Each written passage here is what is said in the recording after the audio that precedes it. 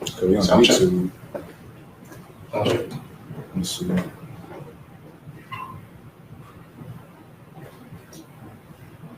Okay, I can hear us. Good sound check. Shalom in Christ, shalom in Christ. Check.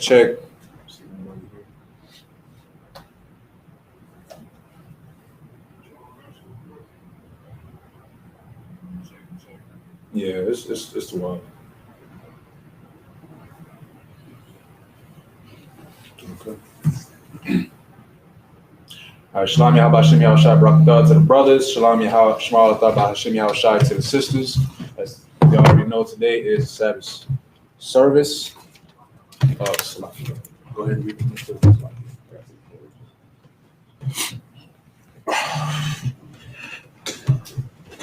Today we're doing Sabbath service. The topic for today, we're going to be doing what is marriage to God. So, in modern day right now, most people would think that marriage is just going to paying for this extract building. Lucky.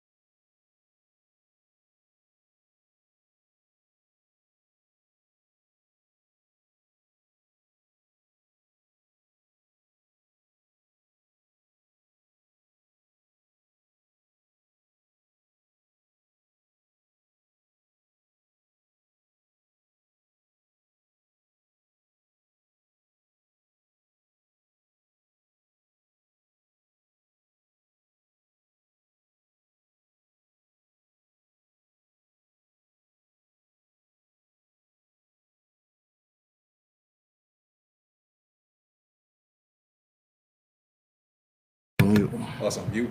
Yep. Check.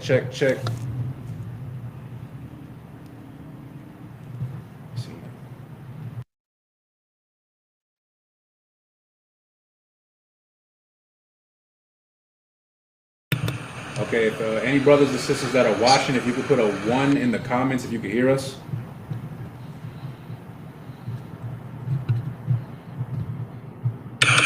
Okay, if any brothers and sisters that are watching, if you could put a 1 in the comments if you could hear us. Good moment. Okay, if any brothers.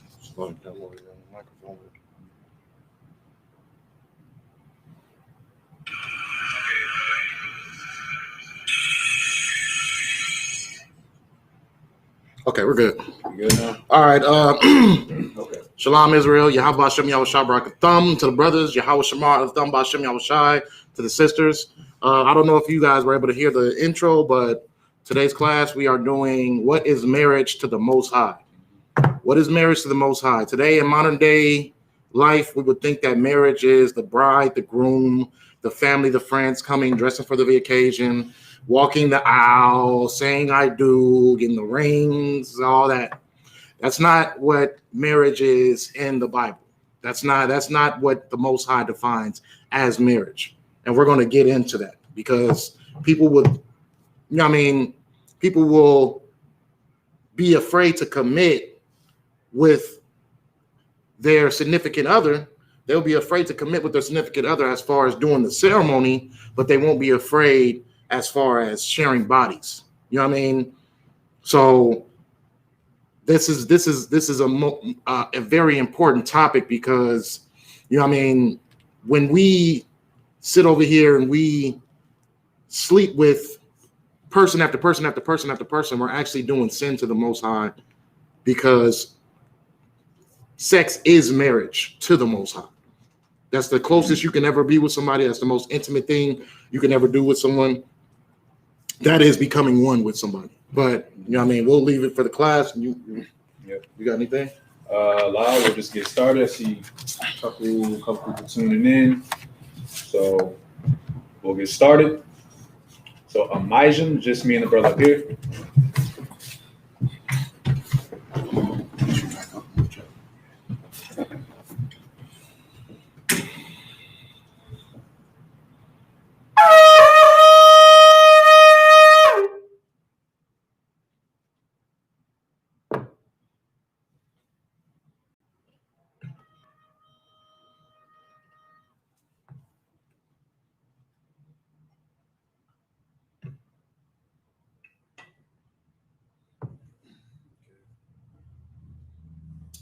Sorry, it's me. Sorry. La Yasharala. Sorry, it's me. Sorry.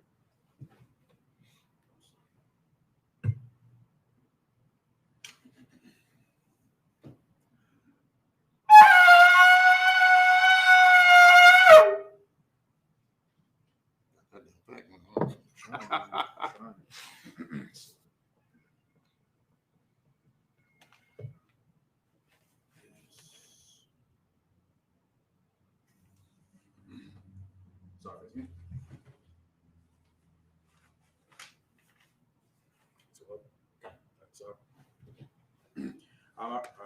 Amidim upon Yahakwadam, which means to rise and face the east.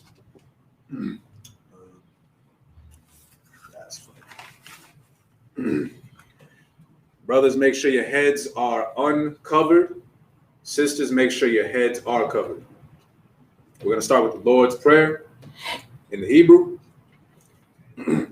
Abanawa, Shabbat Shemayim, Kodash, Haya, Shemka, Yahweh, Malakut Taba'ah, Batazaka, Haya, Aisha, Barataza, Kowa, Haya, Hashemayim, Thanganawa, Lakum, Call, Yawam, Masalaknawa, Kabawatinawa, Kasalaknawa, Kabawathinawa, Wala'ah, Tabayanawa, Saiwan, Ball, Hawashai now, Rai, Haya, Laka, Hamalakwa, Waha'ala, Watapara, Lawalunium, Aman. The Lord's Prayer in the English. Our Father, which art in heaven, hallowed be thy name. Yahweh. Thy kingdom come. Thy will be done. In earth. As it is in heaven. Give us this day. Our daily bread. And forgive us our debts. As we forgive our debtors. And lead us not into temptation. But deliver us from evil. For thine is the kingdom. And the power. And the glory. Forever. So be it.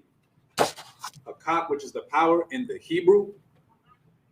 Yahweh. Yahweh. Ba'ashem. Ba'ashem. Yahushai. Yahushai. Babakashah. Babakashah. Tanlanau. Nathaniel. Hakah. Hakah. Hakah. Hakah. Larapa'ah. Rapa'ah. Call. Call. Makala. Makala. Wakal. Wakal. Madawa. Madawa. Hakah. Hakah. Latahar. Latahar. Ha. Ha. Matazariah. Matazariah. Hakah. Hakah. Lahakwaya. Lahaya. Hamathia. Hamathia. Hakah. Hakah. Ow. Ow. Rakawah. Rakawah. Atama Allah. Atama. Lagarashun. Wagarasham. Ba'ashem. Ba'ashem. Yahushai. Yahushua. The water. The water. Aman. Aman.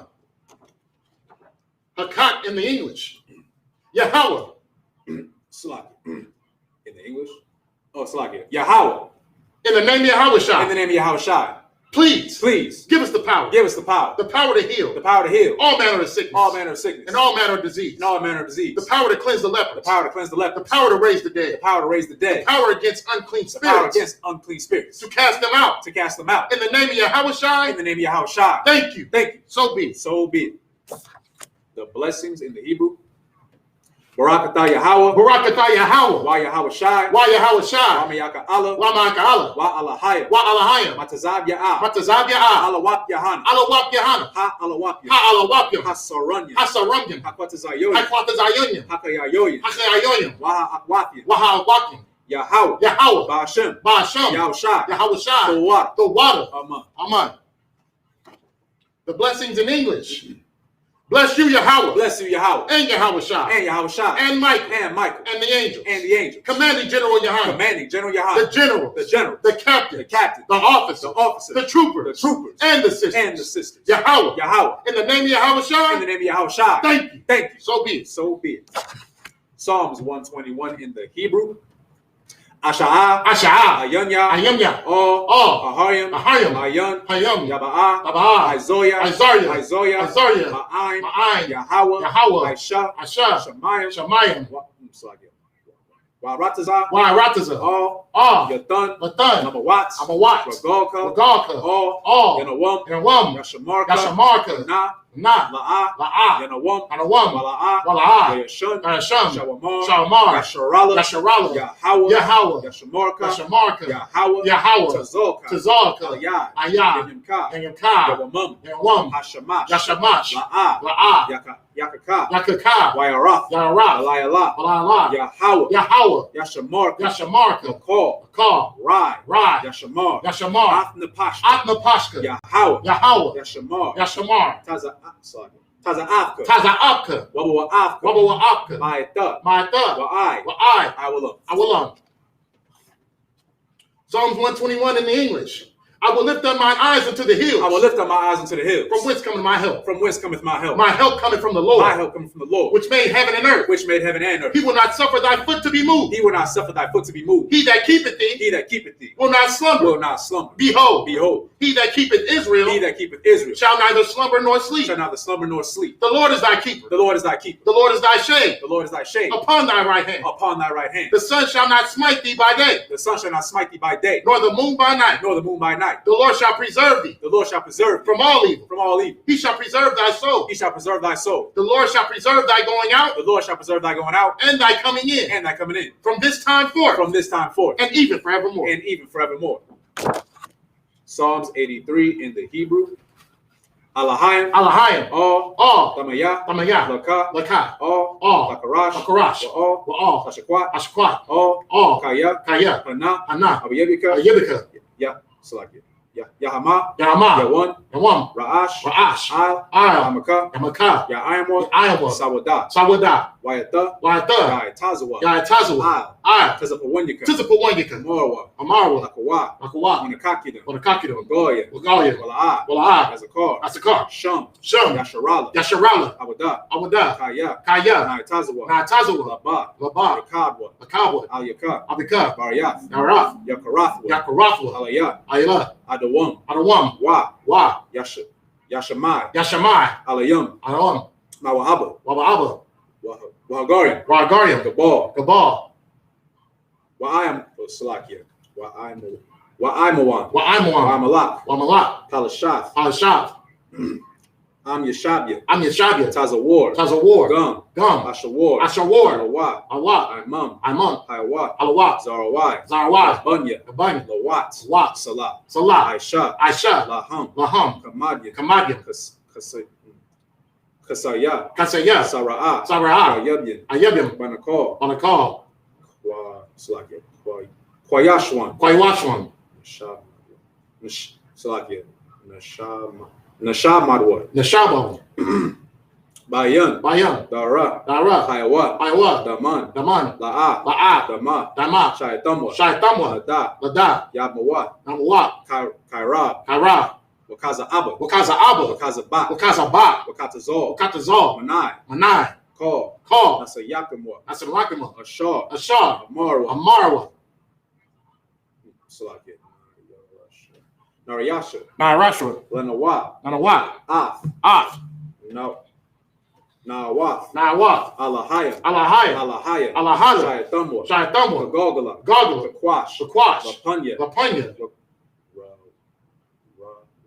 Rawaka, Rabaka, Kaash, Kaash, Tabaira, Tabaira, Yaira, Yaira, Wa, Wa, Kalaba, Kalaba, Salahat, Salahat, Tarium, Hiram, Khan, Khan, Taradatma, Taradapma, Basa Irika, Absa Irika, Babasa, Wabasa, Wapafka, Wapapka,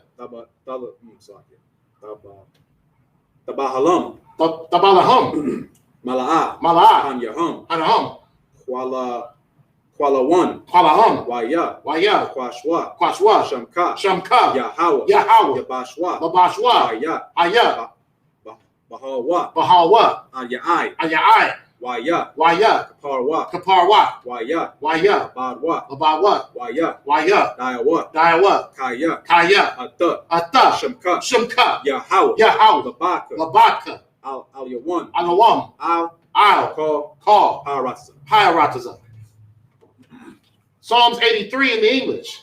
Keep not thy silence, O God. Keep not thy silence, O God, Hold not thy peace. and hold not thy peace, And be not still. and be not still, O God. O God, For for lo, thine enemies make atonement. thine enemies make atonement, And they that hate thee and they that hate thee have lifted up the head. have lifted up the head. They have taken crafty counsel They have taken crafty counsel against thy people. against thy people, And consulted against thy hidden ones. and consulted against thy hidden ones. They have said, They have said, Come, Come, and let us cut them off from being a nation. and let us cut them off from being a nation, That the name of Israel that the name of Israel may be no more remembered. may be no more remembrance. For they have consulted together For they have consulted together with one consent. with one consent. They are confederate against thee. They are confederate against thee. The tabernacles of Edom The tabernacles of Edom, and the Ishmaelites and the Ishmaelites of Moab of Moab, and the Hagarenes, and the Hagarenes, Gebal, Gabal, and Ammon, and Ammon, and Amalek, and Amalek, the the Philistines, Philistines, with the inhabitants of Tyre. with the inhabitants of Tyre. Assur also is joined with them. So also was joined with them. They have hope in the children of Lot. They have hope in the children of Lot. Salah. Salah. Do unto them Do unto them. do unto them Do unto them. as unto the Midianites, As unto the Midianites. as to Sisera, As to Sisera. as to Jabin, As to Jabin. at the brook of Kison, At the brook of Kison. which perished at Endor. Which perished at Endor. They became as dung for the earth. They became as dung for the earth. Make their nobles like Oreb, Make their nobles like Oreb. and like Zaid. And like Zaid. Yea, Yea. all their princes as Zabah, All their princes as Zabah. and as Almunah, And as Almunah. who said, Who said, Let us take to ourselves Let us take to ourselves the houses of God in possession. the houses of God in possession. Oh my God, Oh my God. make them like a wheel, Make them like a wheel. as the stubble before the wind, As the stubble before the wind. as the fire burneth they wood, As the fire burneth the wood. and as the flame setteth the mountains on fire. And as the flame set the mountains on fire. So persecute them with thy tempests, So persecute them with thy tempests. and make them afraid And make them afraid with thy storm. with thy storm. Fill their faces with shame, Fill their faces with shame. that they may seek thy name. That they may seek thy name. O Lord, O Lord. let them be confounded Let them be confounded and troubled and troubled forever. forever. Yea, Yea. let them be put to shame Let them be put to shame and perish, and perish. that men may know That men may know that thou, that thou, whose name alone whose name alone is Yahweh, is Yahweh, art the most high art the most high over all the earth. over all the earth. Sorry, face me.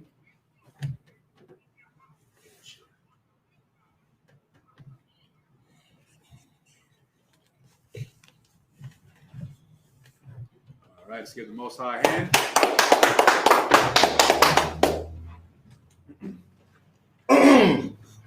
As the brother brought up earlier, we're going to be going over what is marriage according to the Most High.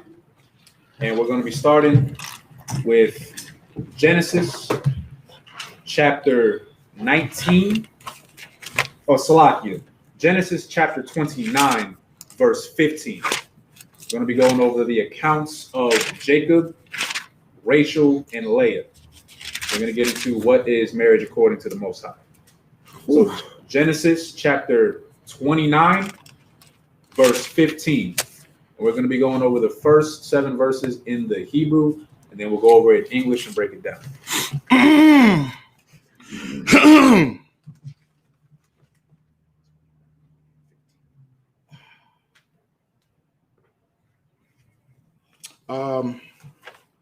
You want to give the listeners a question just so they can, do some research while we're doing the Hebrew? Or you just want to just get through it? We'll just get through it. Just get through it? Yeah, we'll go over everything. Okay, so we're going to be going through Genesis chapter 29 and verse 15 in the Hebrew. Always practice, always come into Lashon Kadash class on Fridays. Practice on your Lashon Kadash, all right? Okay. Let's see. Daya Shabbat.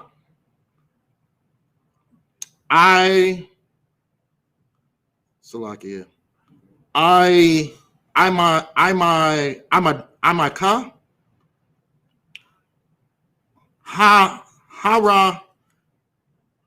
Harasha.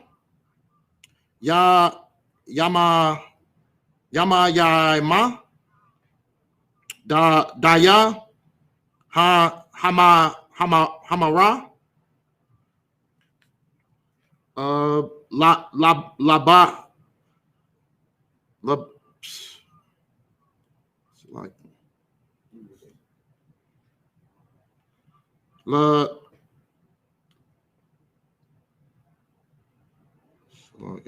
Lost my spot. Okay. Labaka. So like a Labana.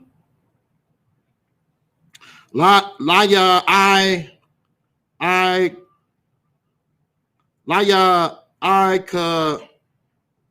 Kaba.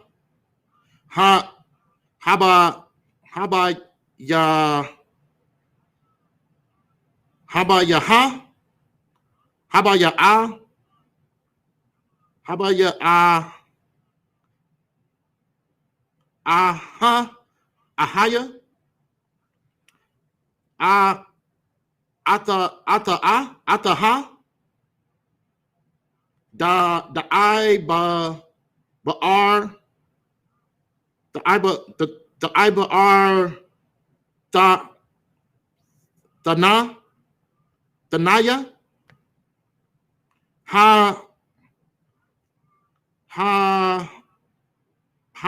Hanama.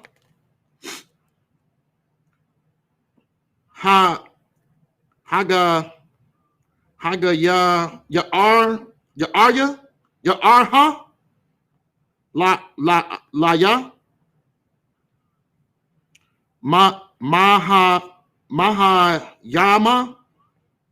Yama Salakia.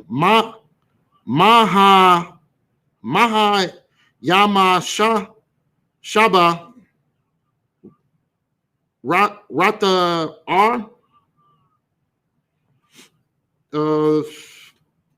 Dala Lab Na. Shataya. Haga Arha. Salakia, I didn't mean to cut you off. I actually did have one question for the class. I want to see if anybody can get this right. How many wives did Jacob have? Just as a question. That's cool. But Salakia, go ahead. No, that was good. I need over here getting dry over here. Laya Mahaya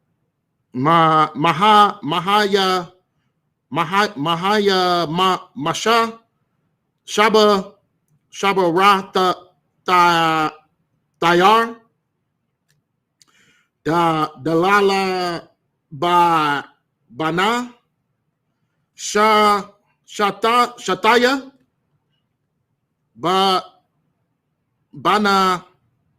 Bana da Bata Shama. Haga R La Laha La Laha La A La A La A La Aha Dasha Ma Ha Hakata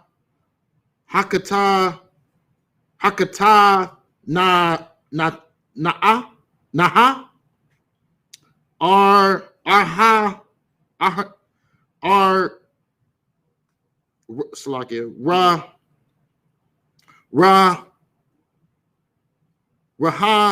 Rahala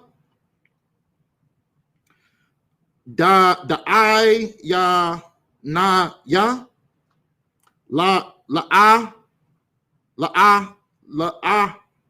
Ha Rabada Da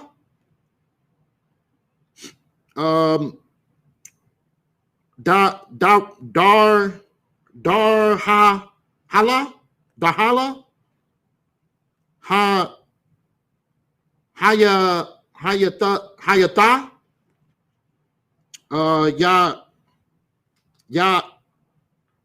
Yapa Da Yapath Yath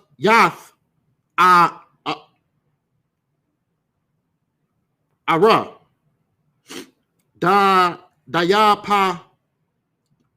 Dayapath Ma'ar Aha Daya Ahaba I Ka Ba I Ka Ba Ata Ya R Slack Ata Ya Rahala Daya Amar Daya Amar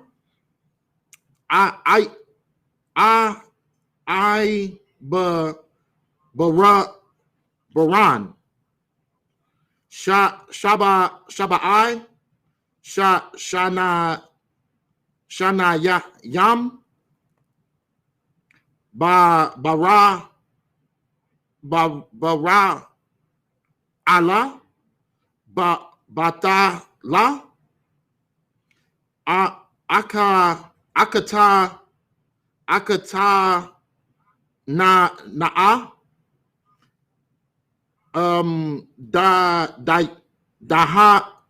Daya Amar. I'm on 19. Okay. How many more I got to go? 15 to 22. Oh, 22? Okay, kind of, I'm almost there. Whew. Here we go. Labana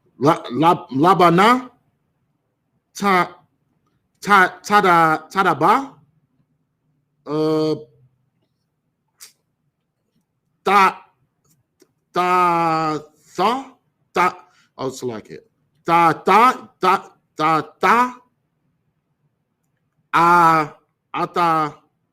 Ataya La Mata Ya Ataha La Yasha Aha Ahar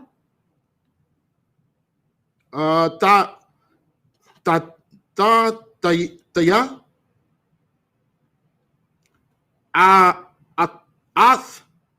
Athha Lar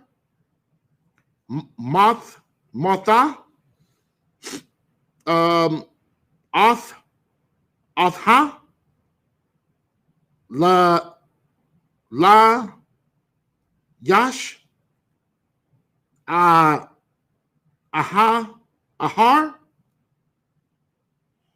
Shaba. I'm Ra. Daya I ba Ra. Ya I Kaba. Bar Baha. Shaba I.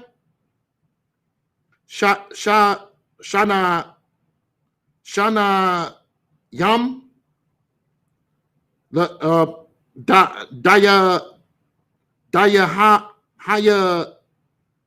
Hayada. By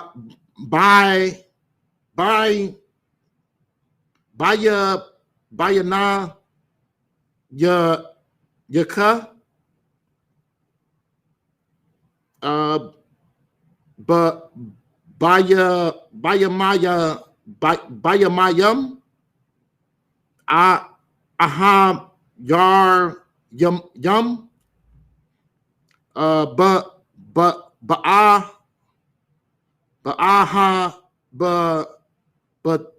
Batad. Atha. I'm on verse 21. Almost there. Daya Amra. Ya I Kaba. Ala Yaila Yaban. Abba no Haba ha. I thought Yaha Shataya. Baya Mala Yada Yamaya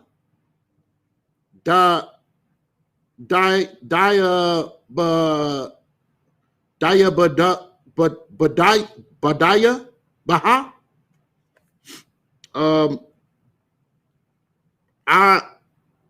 Allah Yai Ah. All right. Where's Karam and Shock when you need him, man? All right. So we just went over Genesis chapter 29, verses 15 through 22 in the Hebrew. So now we're going to be going over it in the English. And I see Sister Amaya said 4 wives. She is correct, by the way. Clap it up for her. And we're going to be going over who these wives are. So, Genesis chapter 29, verse 15. And Laban said unto Jacob, because thou art my brother, shouldest thou therefore serve me for naught? Tell me, what shall thy wages be? Verse 16. And Laban had 2 daughters. The name of the elder was Leah, and the name of the younger was Rachel. Actually, I got another quick question for the class. Somebody could tell me what was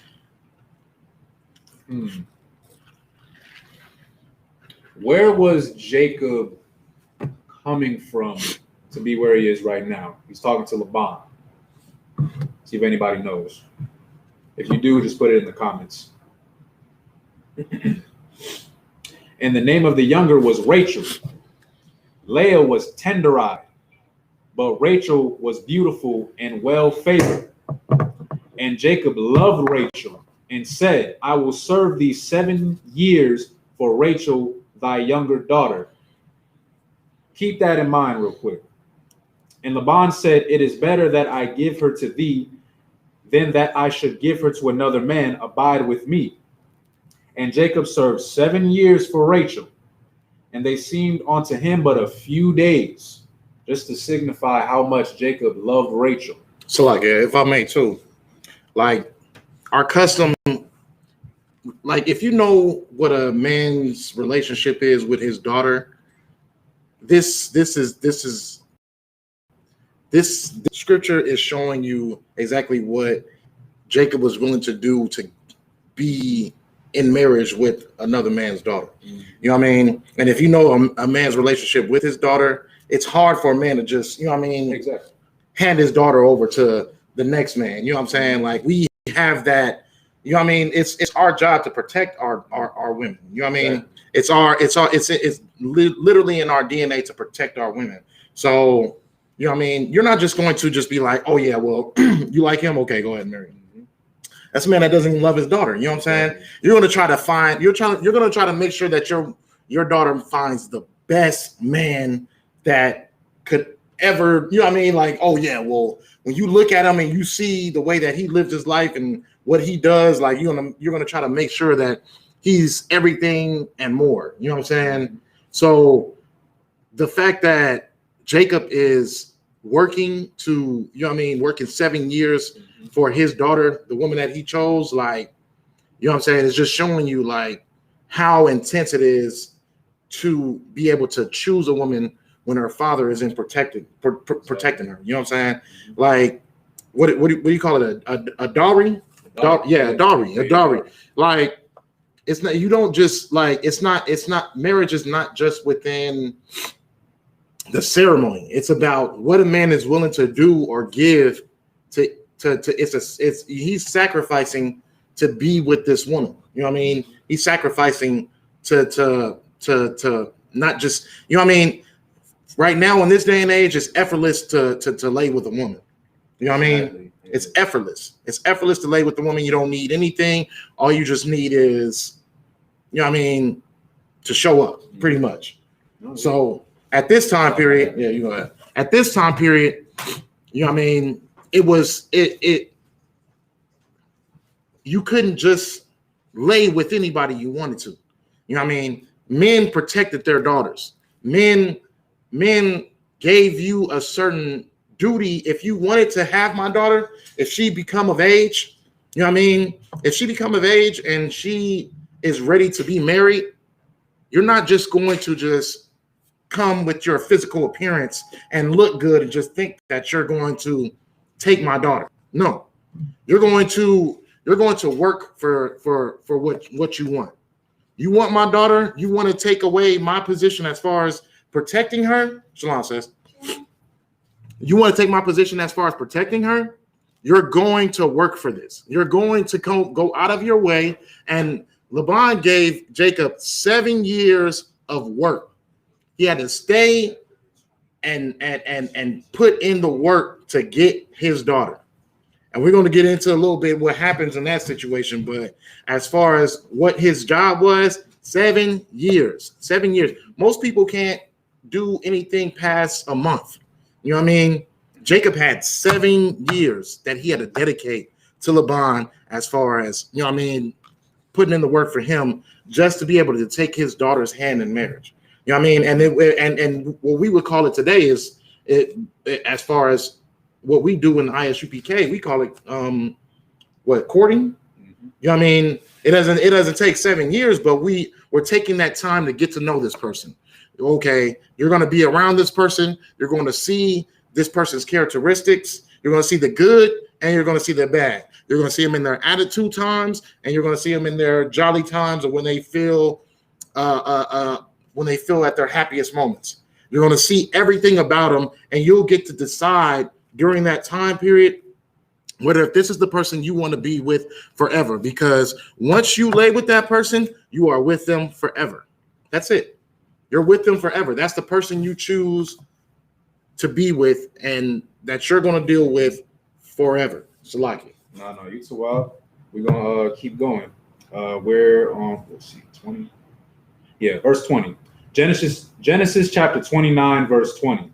And Jacob served 7 years for Rachel, and they seemed unto him but a few days for the love he had to her. As the brother just brought up earlier, 7 years is a long time, but that's how much Jacob was willing to work for Rachel.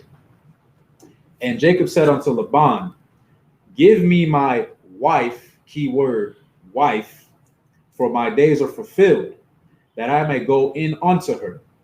And Laban gathered together all the men of the place and made a feast. So okay, just to clarify something, there's nothing wrong with having a ceremony. If a man and a woman are getting married. Right. We Israel, we Black, Hispanic, and Native Indian folk. We always throwing a party for something. So Right. there's nothing wrong with celebrating a marriage. But what our brothers and sisters today have to understand is that the celebration is not what signifies the marriage. Right. There's no putting a ring on it to signify the marriage. Right. We're going to get into that, though. We'll go over everything. Verse 23. And it came to pass in the evening that he took Leah, his daughter, and brought her to him, and he went in unto her. And Laban gave unto his daughter Leah Zilpah, his maid, for an handmaid. And it came to pass that in the morning, behold, it was Leah. And he said to Laban, what is this thou hast done unto me? Did not I serve with thee for Rachel? Wherefore then hast thou beguiled me? So, clear up any confusion with this. So this party that Laban threw for Jacob, right? You got to understand this. This is a party. Put in like a simpler term. Jacob was a little, he was a little tipsy. All right. So, and y'all remember, this is Leah. He was working for Rachel. Rachel was the one that he wanted, but Leah was the one that he ended up sleeping with. So, how did this happen? Let's get into it. Verse 26. And Laban said, it must not be so done in our country to give the younger before the firstborn. Fulfill her week, and we will give thee this also for the service which thou shalt serve with me yet 7 other years. So to kind of break this down, Jacob worked for Laban for 7 years to get Rachel. That's how bad he wanted Rachel. Right. Laban, to beguile someone, you trick them, bamboozle, whatever you want to say, you trick them. And he gave him Leah, the older daughter, instead. Now, why Laban did this? Well, if you seen earlier, said that Leah was tender-eyed. Tender-eyed is kind of like a slang term for she wasn't as attractive as Rachel was. And from which you can get from this, Laban wanted his older daughter to be married also. No. But he knew that Jacob wanted Rachel instead. So he tricked him. So like, if I may too, like Cap was getting into this last night for Thursday night scripture breakdown. Like he was saying that Laban was being a father, but also being a brother at like, how we define being a brother and being a sister, like having brotherhood and sisterhood. Yeah. Like Laban was setting his daughter up because he didn't want to leave her out. Because it was getting to that time period where she wouldn't be a fair maiden anymore. Like, like she wouldn't be appealing, or she wouldn't be someone to work 7 years for, work 3 years for, work 2 years for. She was getting at that point where she was older, she was less desirable, but he knew her. That was his daughter. He knew her. He knew that she was a righteous and had great morals. And had, there was something about her that he knew that she would be great to a man for. So he was low key. He 42 fake Jacob, but he also hooked him up in the process. Also, right. He gave him a righteous woman, a virtuous woman. He gave him that. And it wasn't the woman that he asked for, but he low key. He knew better than what Jacob knew. You know what I'm saying? But, you're right. No. You're right. And I just want to clarify. Look, okay. How Laban went about this, okay, I'll be completely honest. It was wrong for him to trick Jacob into sleeping with Leah. He could have been honest about it. But as you said before, this is his daughter. He knew that this is the oldest daughter. Leah's the oldest one. So, she, at this point, before she got with Jacob, she didn't have a man. So father was just trying to look out for her. But we'll get into more of this. Verse 28. Oh, no, Salaki, we'll go back to 27. Genesis chapter 29, verse 27. Fulfill her week, and we will give thee this also for the service which thou shalt serve with me yet 7 other years. So he already was working 7 years for Rachel. He got Leah, but he still wanted Rachel. So Laban told him to work yet 7 more years. But let's see what Jacob does. And Jacob did so and fulfilled her week, and he gave him Rachel, his daughter, to wife also. Now, let's see. And Laban gave to Rachel his daughter Bilhah, his handmaid, to be her maid. Now, okay, the reason why I proposed the question, what you got, sis? So, we married sisters? Yes, at this time, yes, he did.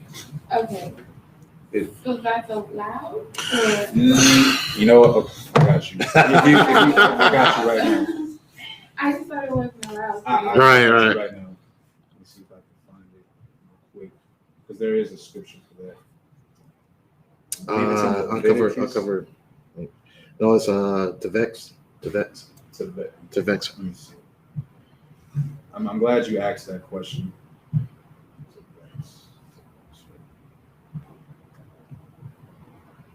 I know I got it. Leviticus 18 and 18. Leviticus 18 and 18. So this is for your question right here. Leviticus chapter 18, verse 18. Neither shalt thou take a wife to her sister to vex her, to uncover her nakedness beside the other in her lifetime. So let's break this down.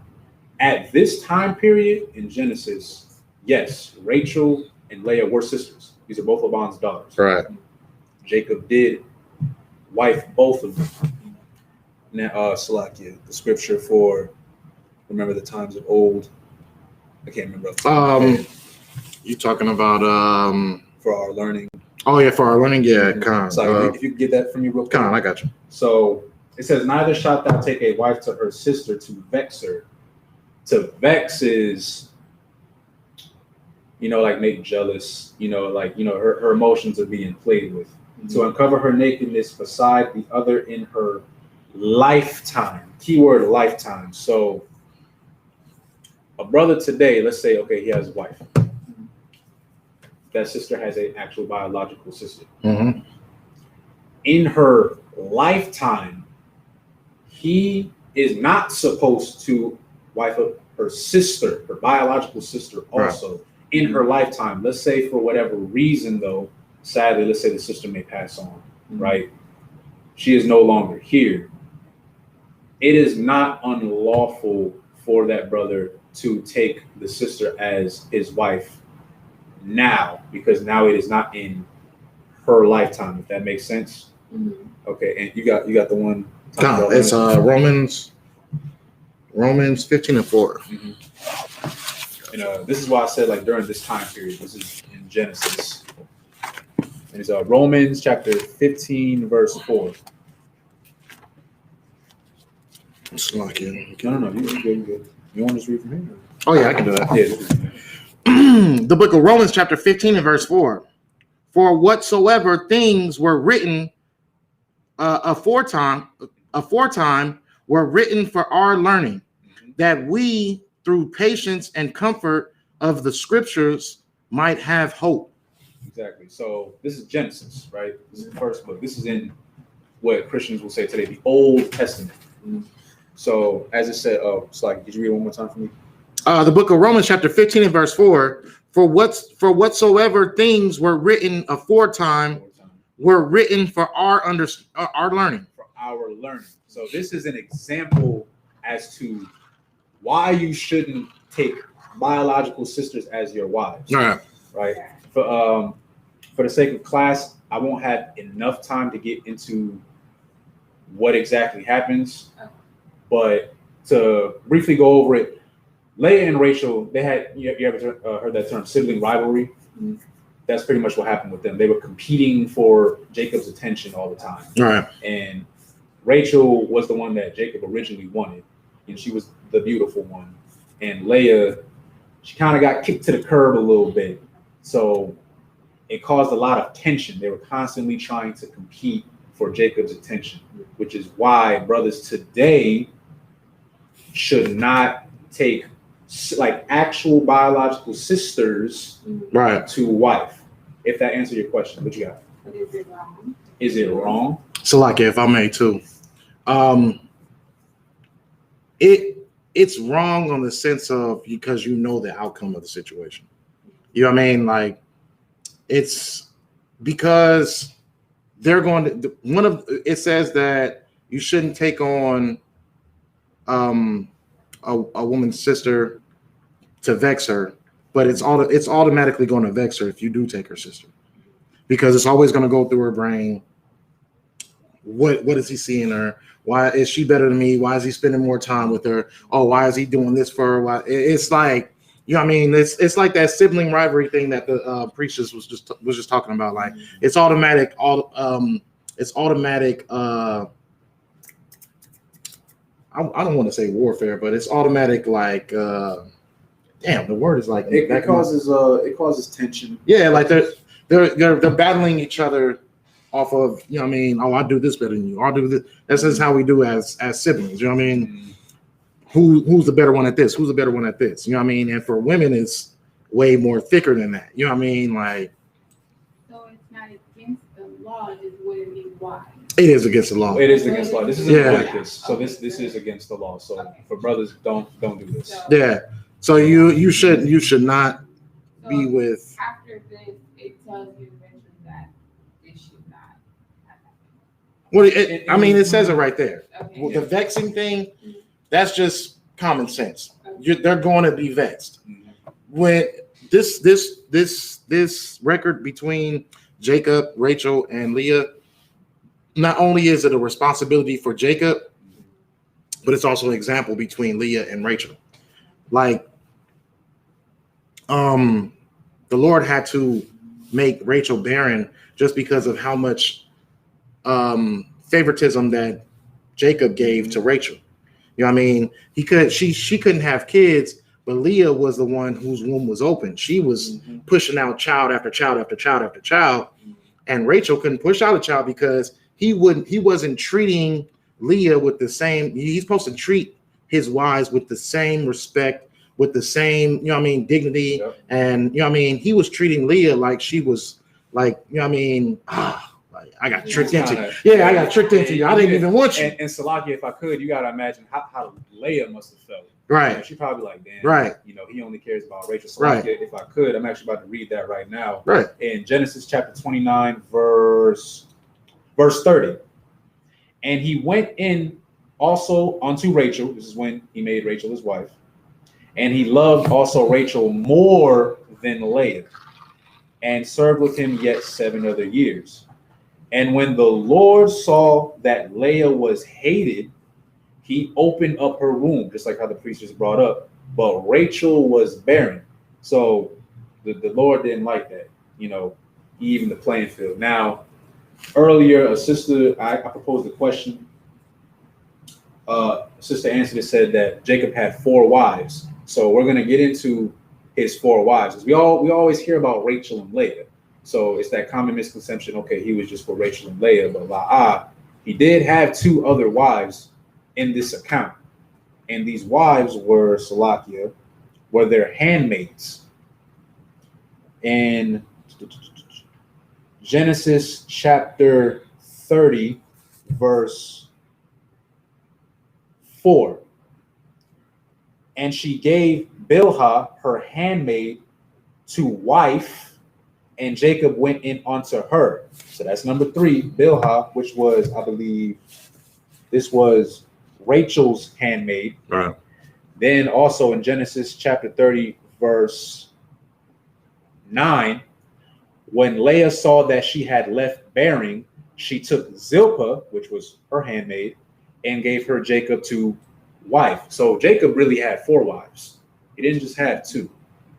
Now, this whole class is going into what is marriage according to the Most High. Right. In today's society, like the brother brought up earlier, we're taught that you got to go to a Christian church, you got to get papers, you got to put a ring on it, and that's your wife now. Right. Well, that's not according to what the Lord says, and we're going to break that down. We're going to go to Exodus chapter 22, verse 16. I got you. Yep. Okay. The water. 22:16. 22 and 16. And we're also going to be going over what is marriage according to the Zondervan's Compact Bible Dictionary, just to show you what actually signifies marriage. Right. You got me? Con. The book of Exodus, chapter 22 and verse 16. And if a man entice a maid that is not betrothed and lie with her, he shall surely endow her to be his wife. To be his wife, not his girlfriend. Realize girlfriend does not exist in the Bible. Because it's not a thing. And to entice a woman is, to put it lightly, you spitting game at her. You talking to this sister, you feeling her, she feeling you, whatever. And if you lie with her to lay down to have sex with this woman that is not betrothed, meaning that she don't belong to anybody else, she's single, that is your wife. And we're also going to be going over what is the definition of marriage in the Zondervan's Bible Dictionary. I got it right here. So marriage, according to the Zondervan's Bible Dictionary, marriage is an intimate personal union to which a man and a woman consent, consummated, and continuously nourished by sexual intercourse. That's marriage. You lay down with that woman, you stay with that woman. That's your woman. And for sisters, that's your man. We need to understand, we need to get out of this, what do they call it today? This the hookup generation. Right. We got to get out of that mindset, because you really got to think, when you having sex with a woman, right? I'll speak like from a brother's perspective. You got to understand that first and foremost, that's somebody's daughter. Like the brother brought up earlier, right. That's somebody's daughter, that's somebody's niece, that's somebody's sister, granddaughter. She has a family. If you out here and you just dogging her out and then you leave her, that's wrong. That's supposed to be your wife. You're supposed to take responsibility for that woman now. And for the sisters, you are supposed to belong to that man. If you never wanted to be married onto that man, or you never wanted to be married onto that woman, y'all should have never had sex to begin with. So according to the Bible. But again, I'm not going to tell you anything that's not true. It's like, can we get... It's like, I got this all over this. We'll go to Matthew chapter 5. Oh, Slaggy, what you got, sis? What's up? I'm just curious.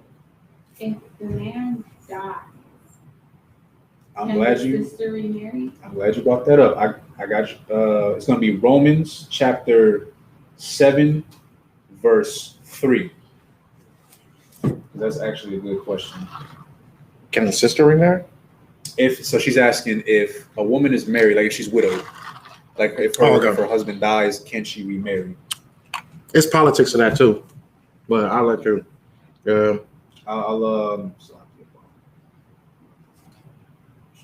Romans chapter 7, verse 3.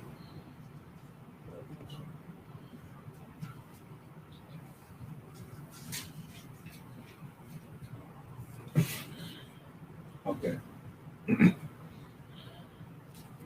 Just let me know when you get there. I am there. You there? Okay. The book of Romans chapter 7, verse 3.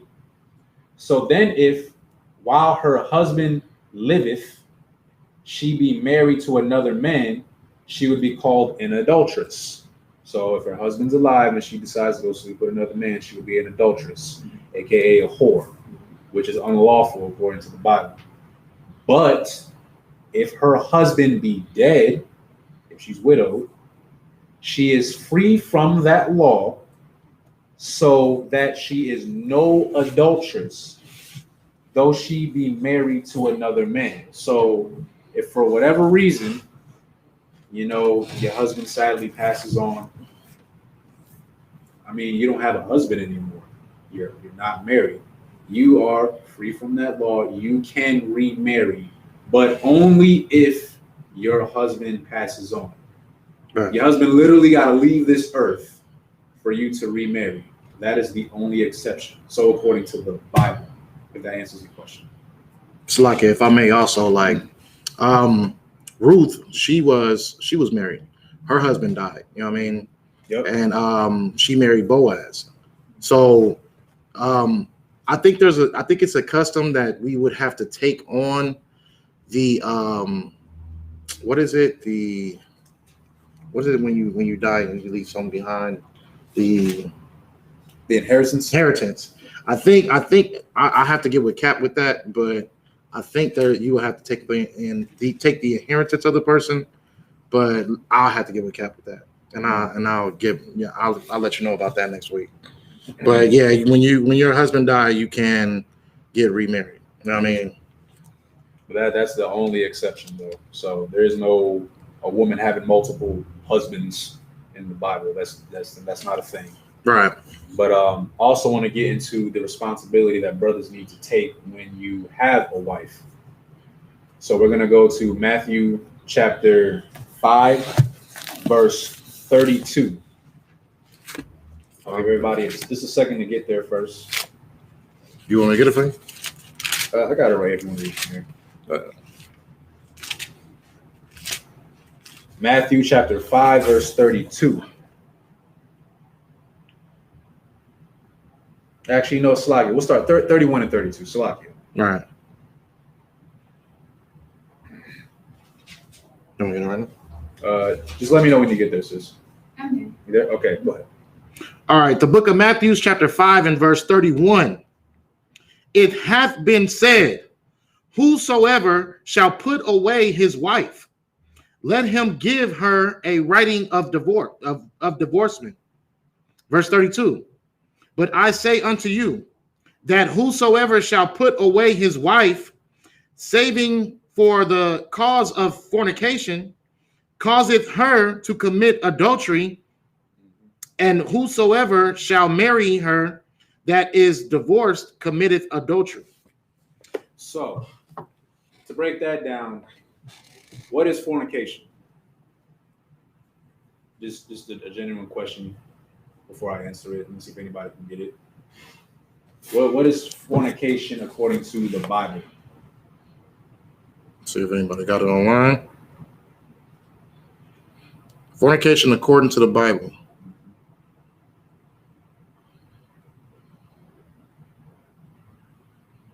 I don't see any answers yet. No answers yet. I'll give y'all a few more seconds. Yeah, 30 more seconds. Yep. Let me check Facebook.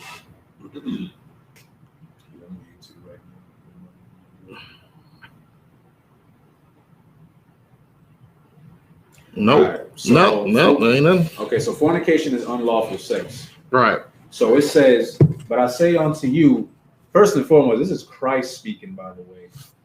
But I say unto you that whosoever shall put away his wife, saving for the cause of fornication, causeth her to commit adultery. Now, we already know thou shalt not commit adultery. We already know that, right? That's unlawful. So fornication is unlawful sex, meaning that if you have a woman who is supposed to be your wife and she decides to have sex with somebody else, that is fornication. So you are allowed to put away at that point, she's not even your wife. She's not yours. It's your turn at that point. Mm-hmm. But if she does fornication, then you can put her away, but only if she does that. So why are we bringing this up? Because I got excited for a minute. I was about to answer the question. Go ahead. So why are we bringing this up? Because brothers need to understand the response of sleeping outside your marriage. Yep, the sister's right. I'm a yeah. Yep. So brothers need to understand what the responsibility is for having a wife. That is your woman, right? Right. And you are supposed to be with her for the rest of your days. Right. Unless she commits fornication. Now, what is that entitled? You're not always going to get along with each other. That's just the name of the game right there. There's going to be some days, sis, he going to get on your nerves. Brother, she going to get on your nerves. It's gonna happen, okay?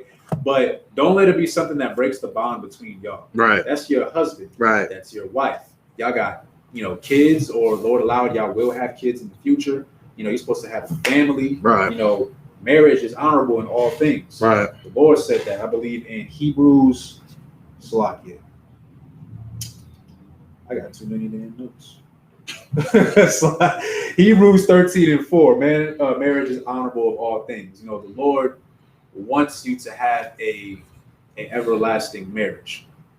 But if you're cheating on your man, then you're not really honoring your husband. You're not honoring that marriage. But for the brothers, just because she put on a little bit of weight, just because she might, cut her hair, or you don't like her attitude, or you don't like the way she eats hot Cheetos in the morning or something like that, that's too bad. That's your wife now. And y'all are in it thick and thin, okay? You better learn to love each other. Right. I mean, back in the day, I'm thinking of like my grandparents. They've been married for, they've been together since they were like 20-something years old. They're 70 now, okay? That's almost 50 years of marriage. That's beautiful. They're still together to this day. Now, brothers and sisters today, they get together for like a year, 2 years, and then they just break up. Right. What was the point of even getting together in the first place? Exactly. Y'all, at this point, you just wasted each other's time. Right. And also, when you sleep with a woman and you leave her, you are a whoremonger, according to the Bible. Right. And last time I checked, Salakia, which one is it? Deuteronomy 23:17, there should be no, roughly paraphrasing, there should be no whores of the daughters of Israel. Right. The Lord said that. But if you have sex with a woman and you leave her, well, guess what? You just made her into a whore. You did that. Right. Because, you think she's going to go husbandless for the rest of her life? No. That sister probably really liked you and you just left her because, whatever. I don't want the responsibility of dealing with this woman. I thought she just looked good. I wanted to, get something real quick, and then I'm going to keep it pushing and go on about my business. And if I could, the reason why we brought up the account of Jacob and why I asked the question of how many wives did Jacob have? Because he had 4 wives. You take on a wife, you take on a responsibility. The reason why I'm saying this is because, I say this to brothers out in the world, and they get real excited when they hear, oh, I could have multiple wives, like, for real? And I'm like, yeah, right. But that she's your responsibility. All of them are your responsibility. There is no having a bunch of whores. Those are supposed to be your wives, meaning whatever it is you got going on between y'all, you're supposed to deal with that. You the man in the relationship, right? You're supposed to lead these women, guide these women. If you don't want that responsibility, leave that sister alone. All right. She was minding her own business. You went after her, and now, Salakia, we got too many single sisters out here who are single mothers. Right. For all sorts of reasons. Not always saying that it's the brother's fault, but there have been too many times that I've seen personally growing up in my neighborhood. There were a lot of brothers I grew up with who didn't have a father in their life. And I asked them, where's your dad at? A lot of them can't even answer that question. A lot of them don't even know where their dad is. And their mother is forced to raise X amount of kids by herself. You out here making single mothers out of women. That's evil as hell. That is your responsibility to guide that woman. So if I could, just to get in more of a woman is a part of you, we're going to go to Genesis 24:67. So if I may, go ahead. I just want to, because what the scripture you went to is so heavy, like I just want to dissect it real quick. You know what I mean? Before we move on to the next one, but the topic is, what is marriage to the Most High? Now, Yahushua, he's speaking on this situation as far as, if a man divorcing his wife and leaving her out to find a new husband, he is leading that woman to commit adultery. You know what I'm saying? Why? It's because that woman is only supposed to be with that man for the rest of her days and the rest of his days. So this is why it's showing sex is marriage, because it's not if her committing adultery is within her actions of sleeping with a man while she already has a husband. You can't do away with a woman, you know what I mean, and she can just go on to the next marriage. It doesn't work like that. Yahweh Shai is breaking this down to you. You know what I mean? If you sleep with that woman, you keep that woman. Exactly. You know what I mean? If like in the time period of Moses, it was put out there like that because it was just more so like, you know what I mean? Okay, it was convenient at that time. Mm-hmm. But the law is there is no divorce. You sleep, you keep. Point blank, period. Yep. So this is saying that because of the action you taken of making that woman your wife, as far as having sex with her, if you cannot put her in a position to be able to even think that she can sleep with another man. Exactly. Because once she sleeps with that man, you have now created her an opportunity to sin, which is leading her into sin, Mm-hmm. and you both sin within that situation. She sins because she has two husbands when she should only have one, and you sin because you put her under that impersonation that it is okay for her to be with another man. So Yahweh Shai himself is telling you that sex is marriage on this particular. I just didn't want to skim past that. No, you good. Because you have pulled out like that one is a heavy one right there. Like, no, you good. You know what I mean? Like, I just didn't want to just fly past that real quick because, you know what I mean, Yahweh Shai is breaking that down. Like, exactly. You know what I mean? In the spirit, you sleep, you keep. Exactly. You sleep, you keep. There is no divorce. You sleep, you keep. If she sleeps with another man, which you were getting into, mm-hmm. while you're with her, right. You are free to do away with this woman, but you can't be the reason why she's the reason why she slept with this other man. What do you got, sir? What if she talks to another man, but she doesn't sleep with another man? It's disrespectful. Still adult. Honestly, I wouldn't play with Yahweh Shai in the spirit because Yahweh Shai is more. He was more. People think that Yahweh Shai came to make things easier. Yahweh Shai actually made things harder.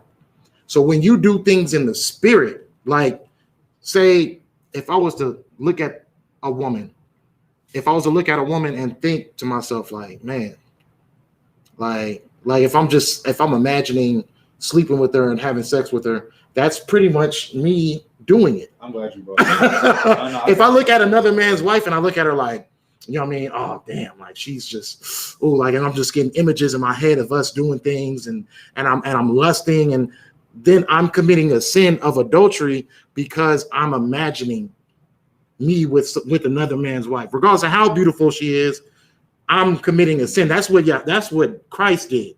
Christ did that. At first, it was just more so you had to do the action. Christ made it within spirit, you're sinning. If your mind is captivated on a man's wife and you're thinking of all the things you could do with his wife, you're committing, you're fornicating spiritually. Salaga, if I could, just because what he's bringing out is heavy. That actually ties into a precept, Matthew 5:28. But I say unto you that whosoever looketh on a woman to lust after her hath committed adultery with her already in his heart. Right. The reason why, and that's why I'm glad you brought that up, thoughts turn into an action if you let it dwell in them. There we go. It could be anything. Like, for example, if I wake up today and I'm thinking, man, I'm real hungry. I want to go to the grocery store today, go grocery shopping. I'm going to get up. I'm going to go to the grocery store. I'm going to take the action to do this. Like the brother just brought out, which is, this is something for the brothers to think about right here. You should never even think about sleeping with another man's woman. Like the brother just brought out, I don't care how beautiful she is. To me, she ugly. Salakia. Not calling sisters ugly, but if you got a man, I'm not even looking at you. I'm not concerned about it. Just like how he was bringing out the spirit behind it.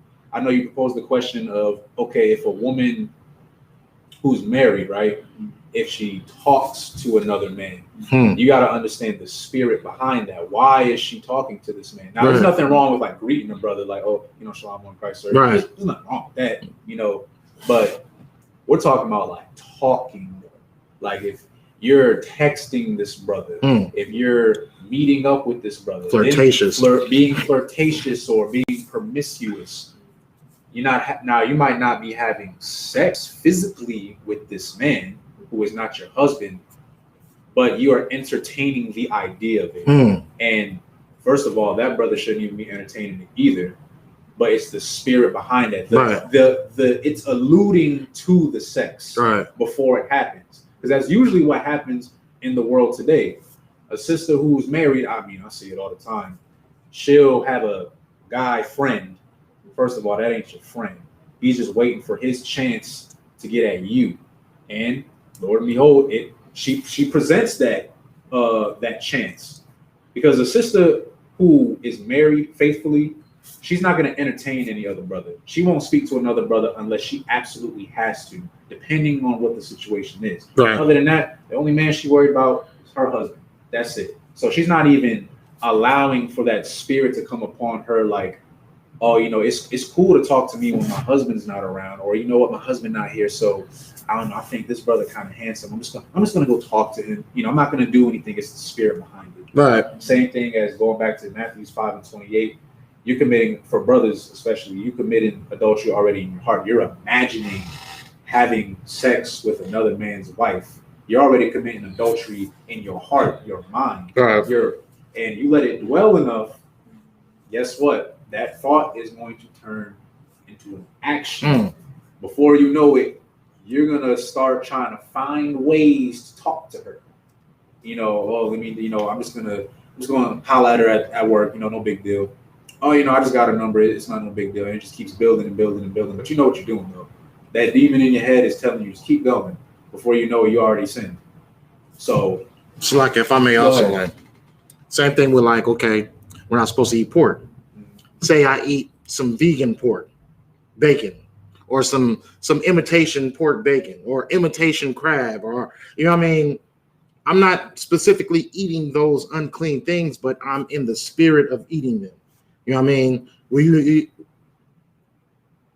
Okay, damn, what is that thing called? Salaki. But okay, I'll just stick to it. Like, as far as like, yeah, those things, I would you say that's a sin? Or, well, in the spirit, in the spirit, I'm out of the spirit. I'm not, because if you eating like beef, bacon, I mean, it's beef.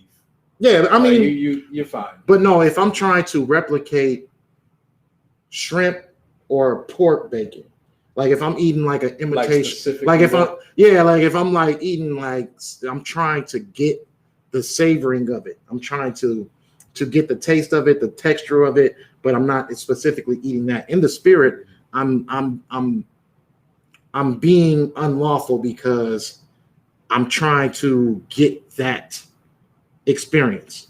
I wouldn't say it's a sin so much, but I get what you're talking about. It's more so just being out the spirit.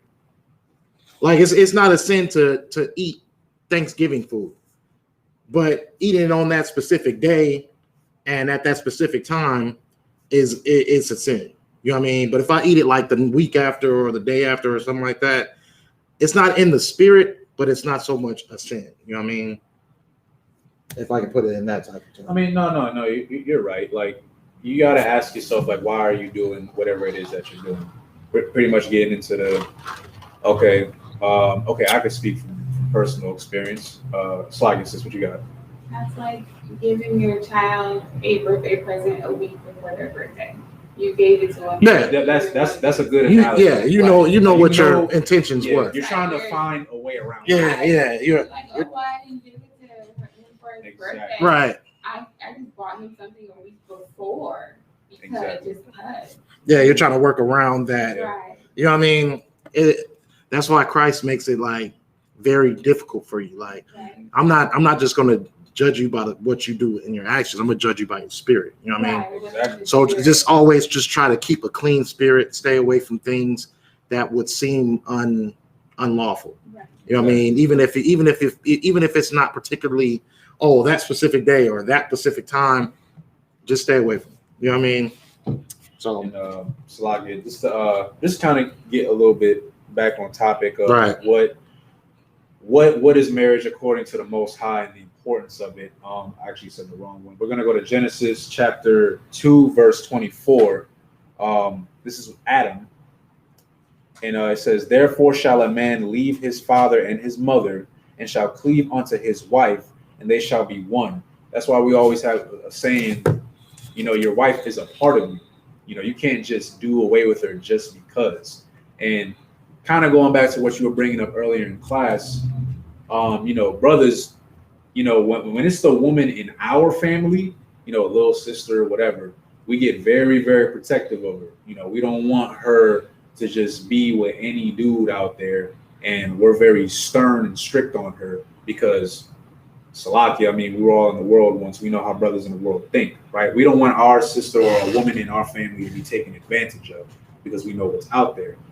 You need to have that same mindset when you speak to a sister anywhere. The same way that you would want to protect your daughter, your sister, mother, whoever the woman is in your family, you need to have that same mindset of whatever woman you're talking to, because that's somebody's daughter, that's somebody's sister, that's somebody's, it could be somebody's mother if if she doesn't have a husband, but you need to be considerate of that. You can't be a hypocrite, right? Don't say, okay, I don't want my sister to be with a crappy dude, but then you're a crappy dude and you just having sex with women and leaving them and making whores out of them, right? Because now you're teaching them to be whores. Because when you have sex with a woman and you leave her just because, we're not working out, you're allowing for her to think, okay, well, you know what? If things don't work out, he's just going to leave me. Or vice versa. If things don't work out, I'm just going to leave him. When the Lord never intended that for you anyway. So by you teaching her these things, you're leading a woman on the path of destruction because, I hate to see it, but there's women out here who are 40, 50 years old, no man in their life. Right. They've been married X amount of times, got X amount of baby daddies, and now you're an older sister and you're bitter and you're angry because you don't have a man in your life. Probably because you were taught that it was okay to either leave the man that you were with because of what do they call it in court? Irreconcilable differences. Right. Or he left you because things just didn't work out between y'all. Right. But the Lord never intended that for you. It's like it's for the Most High, when we follow the law, statutes, and commandments, realize how everything just kind of comes together. When you start to disobey it, that's when life gets harder for you. I'm just speaking personally, I wouldn't want any sister to become older of age and not have a man in her life, even though she already had one, simply because she was taught to not follow the law. I wouldn't want that for my daughter. Right. I don't have a daughter yet, but Lord allowed in the future I do. But I do have little sisters. I wouldn't want that for them. I wouldn't want them calling me telling, this guy left me because blah blah blah blah blah. And I'm like, damn, what am I supposed to say to her now? Now her interpretation of men is, well, they're gonna leave me. Wow. Going back to the ring. You can read all throughout the Bible. There is no ring that signifies a marriage. Going back again to, when they celebrated, when Jacob was originally supposed to marry Rachel, but he married Leah first. There's nothing wrong with celebrating it. You can throw a party. Right. That's cool. Marriage is great. Right. But that's not what signifies it. A ring does not signify marriage. Because let's talk about it. Let's say that there's a sister that I'm interested in, right? Mm-hmm. I'm courting this sister or whatever, and let's say we're in the world, and I want to marry. I've seen this happen before. I want to marry this sister. I buy her a ring, get down on one knee, the whole shebang or whatever, and we get married. Let's just say, hypothetically speaking, we ain't never had sex. I've never laid down with this woman. I have absolutely no idea what she looks like underneath that dress. Is that really my wife? Because I put a ring on it. I put a piece of jewelry on her finger. According to the Bible, no. Because Right. think about it, if that ring is what signifies the marriage, what happens if she loses her ring? Are we not married anymore? Right. Oh, well, we lost the marriage papers. I guess we're not married. Right. My ring fell in the sink when I was washing the dishes, and I guess I'm not your husband anymore. You know, see how ridiculous that sounds? Right. That ring is a European custom, a white custom from the Edomites. Okay, that had nothing to do with us. So I noticed today, especially, sisters in the world will kind of get what's the word I'm looking for? Insecure about being with a man. They need that ring to kind of solidify the marriage, because truth is they're afraid of a man leaving them. Right. Now it's okay. Well, we got the ring now. Now we're married. We're Mhm. we're locked in now. Now you can't leave me. The papers. Yeah, we got the papers to prove it. And then what usually ends up happening if the sister gets left? Divorce. Right. Don't let y'all have children. Right. Child support. Right. All that usually happens out of spite. Now, okay, there are some instances where I have seen where a brother's just a deadbeat dad. And now, he decided to leave the woman and the children. Now he's on child support because he doesn't want to take up to the responsibility of raising that family. I have seen that. However, we're going to talk about both sides. I've also seen where sisters are upset because their man, for whatever reason, they got a divorce. It could be anything. He gets another woman. Right. Now, hold on now. According to the Bible, there's nothing wrong with having multiple wives. We just read that Jacob had 4 wives. Question for the class: how many wives did King David have? See if anybody can answer it real quick. And if I may too, also, while we're getting that question answered, like, just to add in the simple fact, like papers, they could be broken, they could be burned, they could be thrown away. You know what I mean? Papers are replaceable. You can't rebuild your hymen. You know what I mean? Once that hymen is broke, it's broke. Exactly. You know what I mean? You can't sit there and just like, okay, well, I'm gonna bring my hymen back and we're gonna try this again. Like, no. You know what I mean? Once you allow a man to lay with you, that is your husband. Exactly. Once you lay with that woman, she's yours forever. Mm-hmm. And Salagi, if I could, if anybody can answer that question, if how many wives did King David have? I'll let somebody answer before I say it. But to go in specifically on the multiple wives, I know some sisters might not want to hear this, but this is the Bible we're talking about, right? Right. Truth hurts sometimes. So we're going to go to Exodus chapter 21, verse 10. I'll give everybody a second to get there first. Right. To show that there is nothing unlawful about a man having another wife. Now, if you take another woman and you just leave her, because brothers do that in the world today, you have a woman that you're with, and then you have a sneaky link, you go do what you do, but then you leave that woman. That's the sin. The sin wasn't you sleeping with another woman. The sin was you sleeping with another woman and leaving her, or you're sleeping with another man's woman. Right. That's the sin. So, like, if I may too, before we get into that topic, because you already know, I ain't gonna be in that one for a minute. No, but if I can get back on real quick, just on the subject of why we read the records of Jacob working for his wives, like Jacob had to work because it was our custom that we would have a dowry, we would have to pay, or we would have to do some type of service in order to be able to, have a woman's father okay the marriage or okay us being together forever. So how do you know sex is marriage? You can also get into Genesis 16:3, and it says, and Sarah, Abraham's wife, took Hagar, her maid, the Egyptian, after Abram had dwelt 10 years in the land of Canaan, and gave her to her husband Abram to be his wife. Mm-hmm. Now, when you get from that, you figure out, okay, what was Sarah's issue in the first place? She couldn't conceive. She couldn't have a child. Right. She couldn't give birth. She was barren. So her giving the handmaid wasn't for her to have a nice ceremony or a nice dress and then walk down the aisle together and, you know what I mean, have papers together. No, that's not what she gave her handmaid to Abram for. She gave her handmaid to Abram to have, so he can have sex with her and conceive a child. Exactly. You know what I mean? That's how you know that sex is marriage in the Bible. You know what I mean?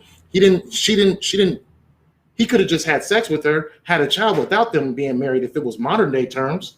You know what I mean? He didn't have to do the whole marriage and, you know what I mean, the whole ceremony and the paperwork and all that stuff with it.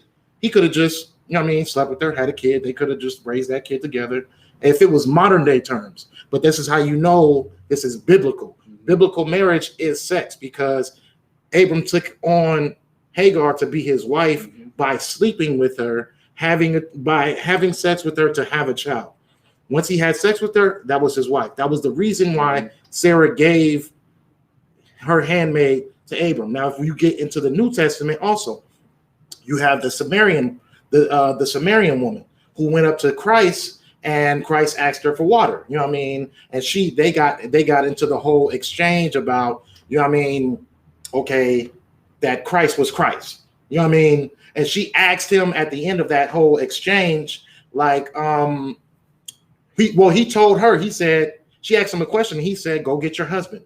And she said, I have no husband. You know what I mean? Because in her mentality, she didn't go through the marriage ceremony. She didn't file any paperwork with the man saying that we're together. But Christ said, you got 5 husbands. You know what I'm saying? He said, you won't even know, but you got 5 husbands. Why he said that is because she was a whore. She was sleeping with 5 different men at that time period. So whether if you go Old Testament to New Testament, the definitions are not they're not interchangeable. Right. They do not change. Old Testament, sex is marriage. New Testament, sex is marriage. Most High says it in the Old, Christ says it in the New. Right. What's the logic? No, you too. I see some people answer. Let me see real quick. Let's see. I think he did 6 or so. Okay. He did have 8 wives. He had 8 actually. And if I remember where I'm gonna butcher their names, Salakia. We already knew of Bathsheba. Right. I know that. Eglah, Abital, Haggith, Makah, Abigail, Makai. No, Saul's daughter, right? Okay. I believe so. Right. And Ahinoam. Salakia. I'm butchering the names, but yes, he did have 8 wives. Now, to go into the precept for, you know, the multiple wives, right? Exodus chapter 21, verse 10. If he take him another wife, it's not unlawful, her food, her raiment, and her duty of marriage shall he not diminish. So a man can have multiple wives. Now, okay, for the brothers, especially the newer brothers who have come into the school, or any brother in the world that might watch this, be wise, okay? Don't be that brother that's just out here just, you know, you just in these streets and, you know, by the end of the week, you got 50 wives. Because now, guess what? You got 50 responsibilities other than yourself. And you're supposed to take care of those women.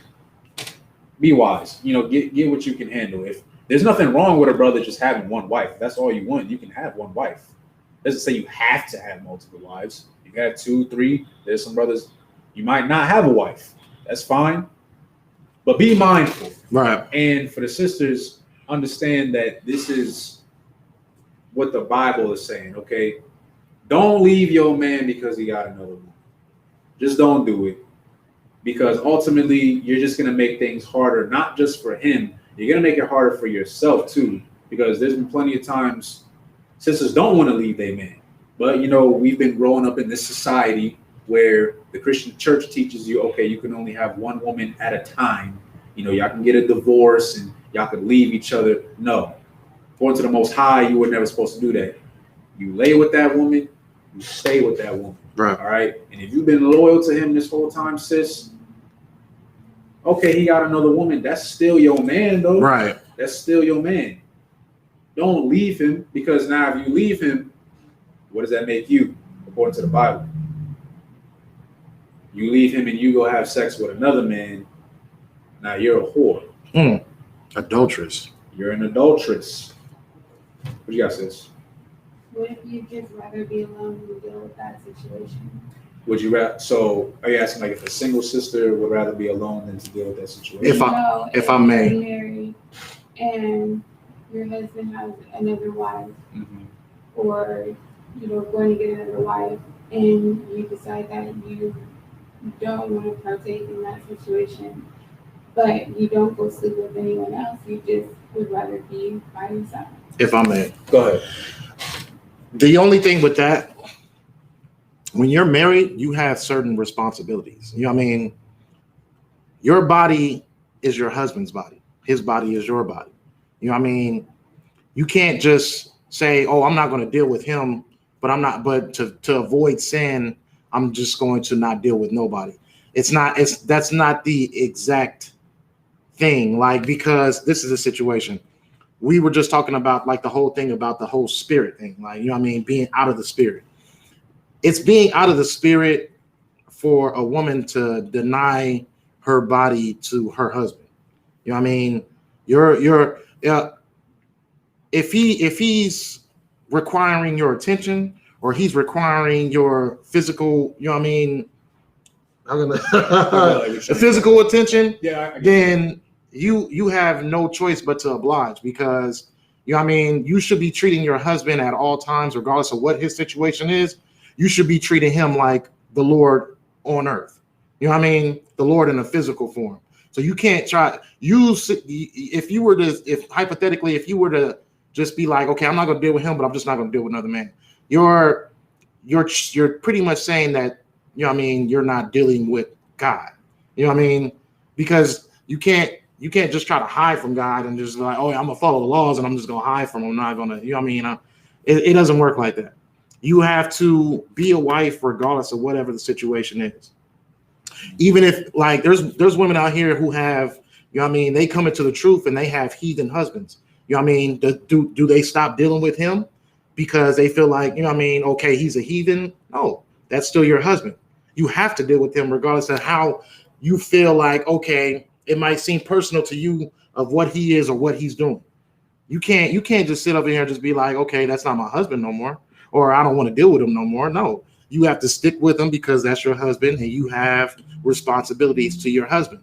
You know what I mean? The only thing about it is just like, if that situation was to happen, you have to question the sister, like, you know what I mean,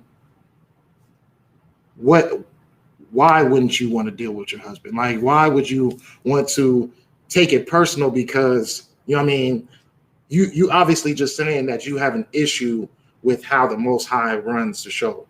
You know what I mean? If the Most High is saying that it's lawful for a man to have multiple wives, that's not for anyone else to have to question it. You know what I mean? You can't question it. You can't debate it. All you can do is just do your role as a wife. Be the best wife. You know what I mean? Really, women don't really understand that if I was to play my roles out as far as being the best at everything he needs, everything as far as like taking care of all of his needs, as far as not ever giving him stress, not ever giving him that, like, men don't really want to go into a different avenue that may be drama. You know what I mean? We want to stick to where we're happy at, where our focus is at, as far as like, all right, she's doing everything. She's doing, you know what I mean? So if you happen to be a wife and your husband has another wife, you want to be the best wife. You know what I mean? You want to be, okay, active in the spirit and active in whatever his needs are, and that's what makes him come to you. You know what I mean? As far as like, you know what I mean? But that doesn't take away his responsibility to the other wife. That's not really something that should even be a concern. You know what I mean? You want your home to be the best home.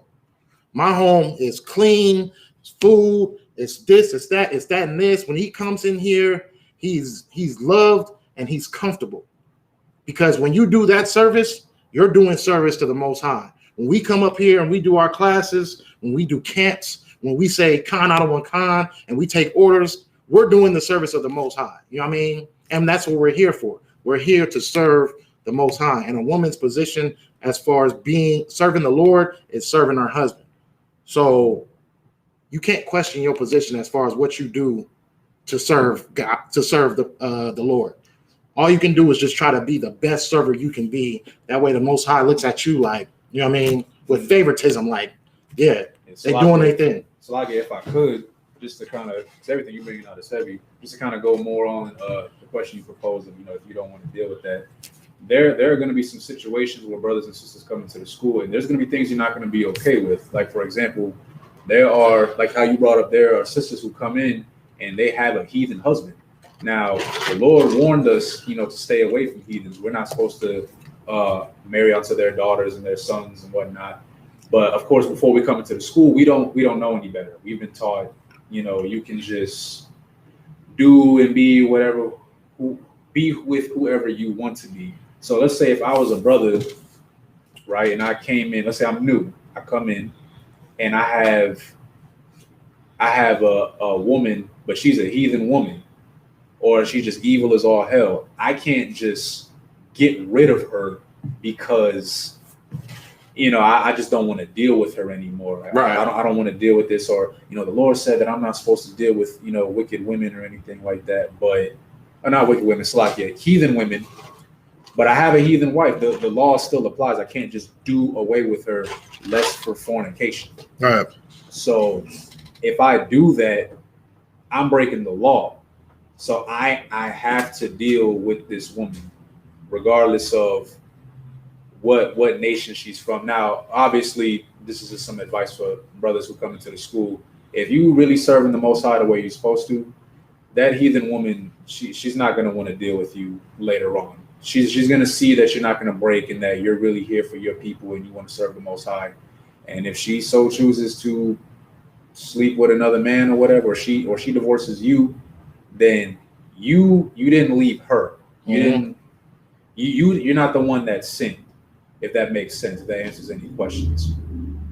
So at that point, you're gonna go through some tough decisions coming into this truth. Kind of going back to what you were saying, like, Christ, or just the Lord in general, the law was made to be a certain way. When you deviate from the law, that's when hardship really starts to affect us.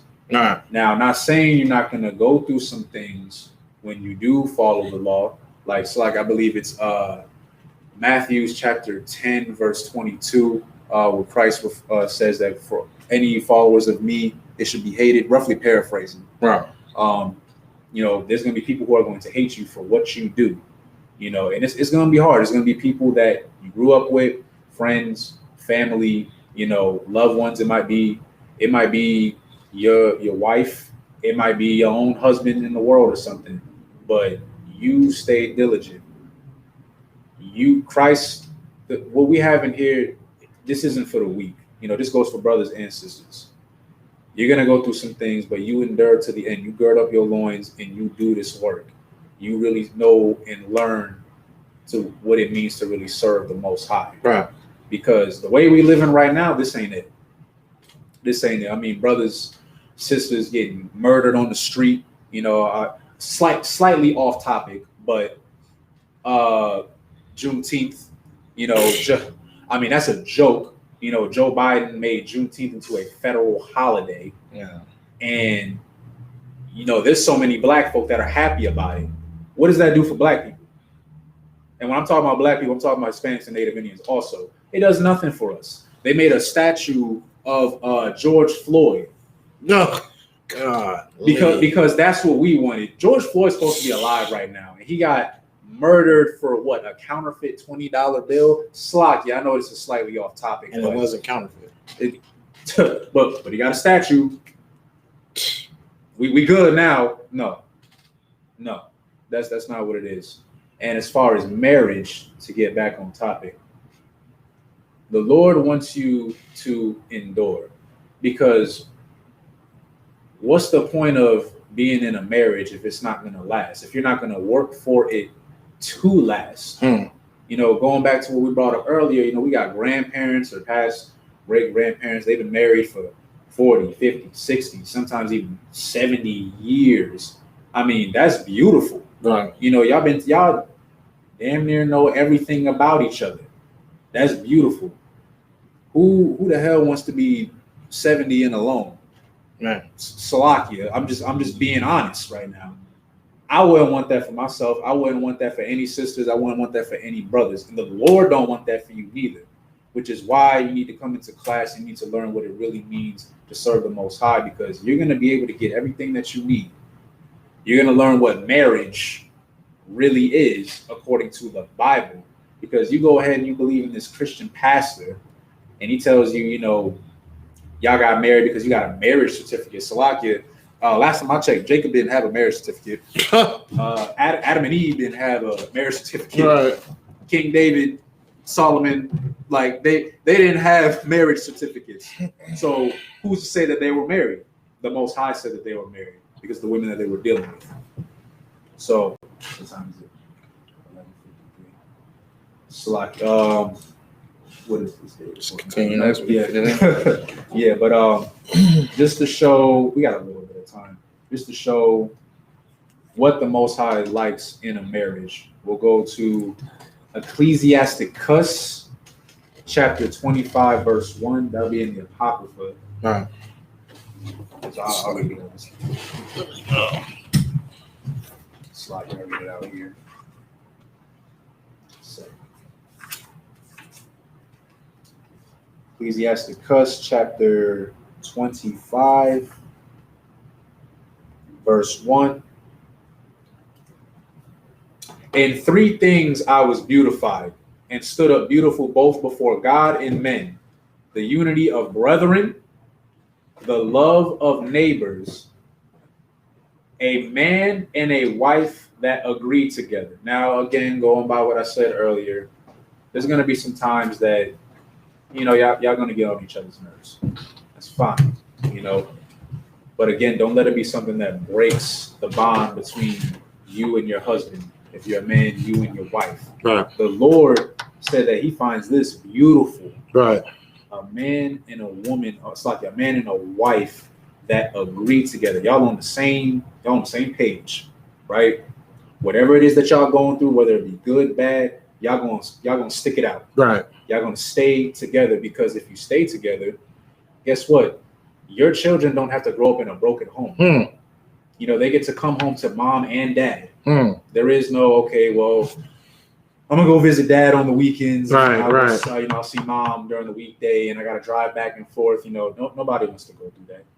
And also, what you're showing your children, you're showing your children, they know who mommy and daddy is, but they're not gonna be kids forever. They're gonna grow old, not grow old, but you know what I mean. They're gonna grow older.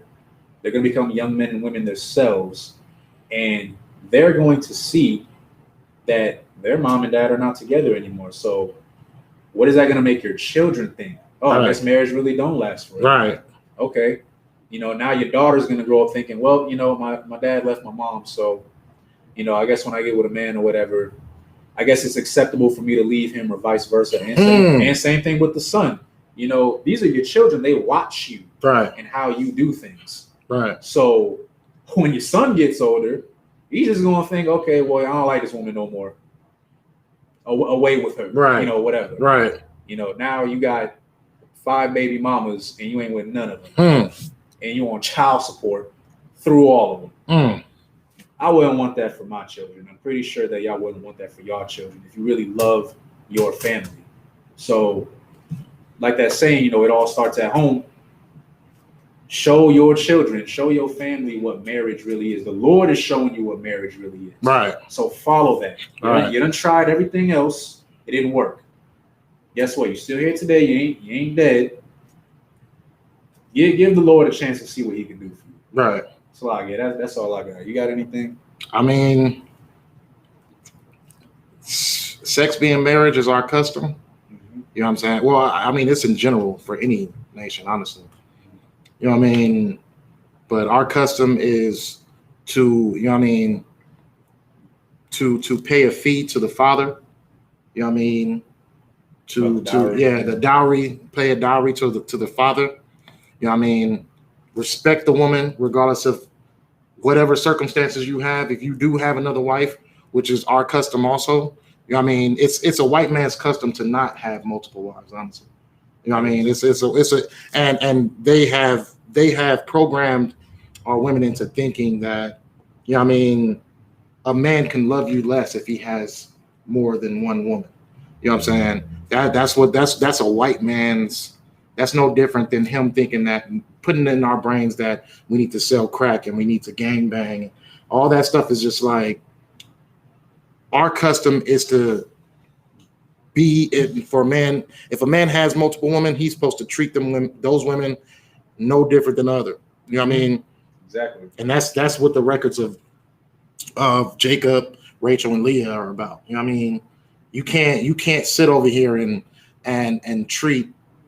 You can't, if you do choose to take on the responsibility of having multiple women, you're gonna have that's exactly what it is. It's a responsibility. So if you lay with multiple women, those multiple women are your wife, and you should treat them as such. You know what I'm saying? You should treat them, you know what I mean, with the full-blown respect and dignity that their father would have treated them.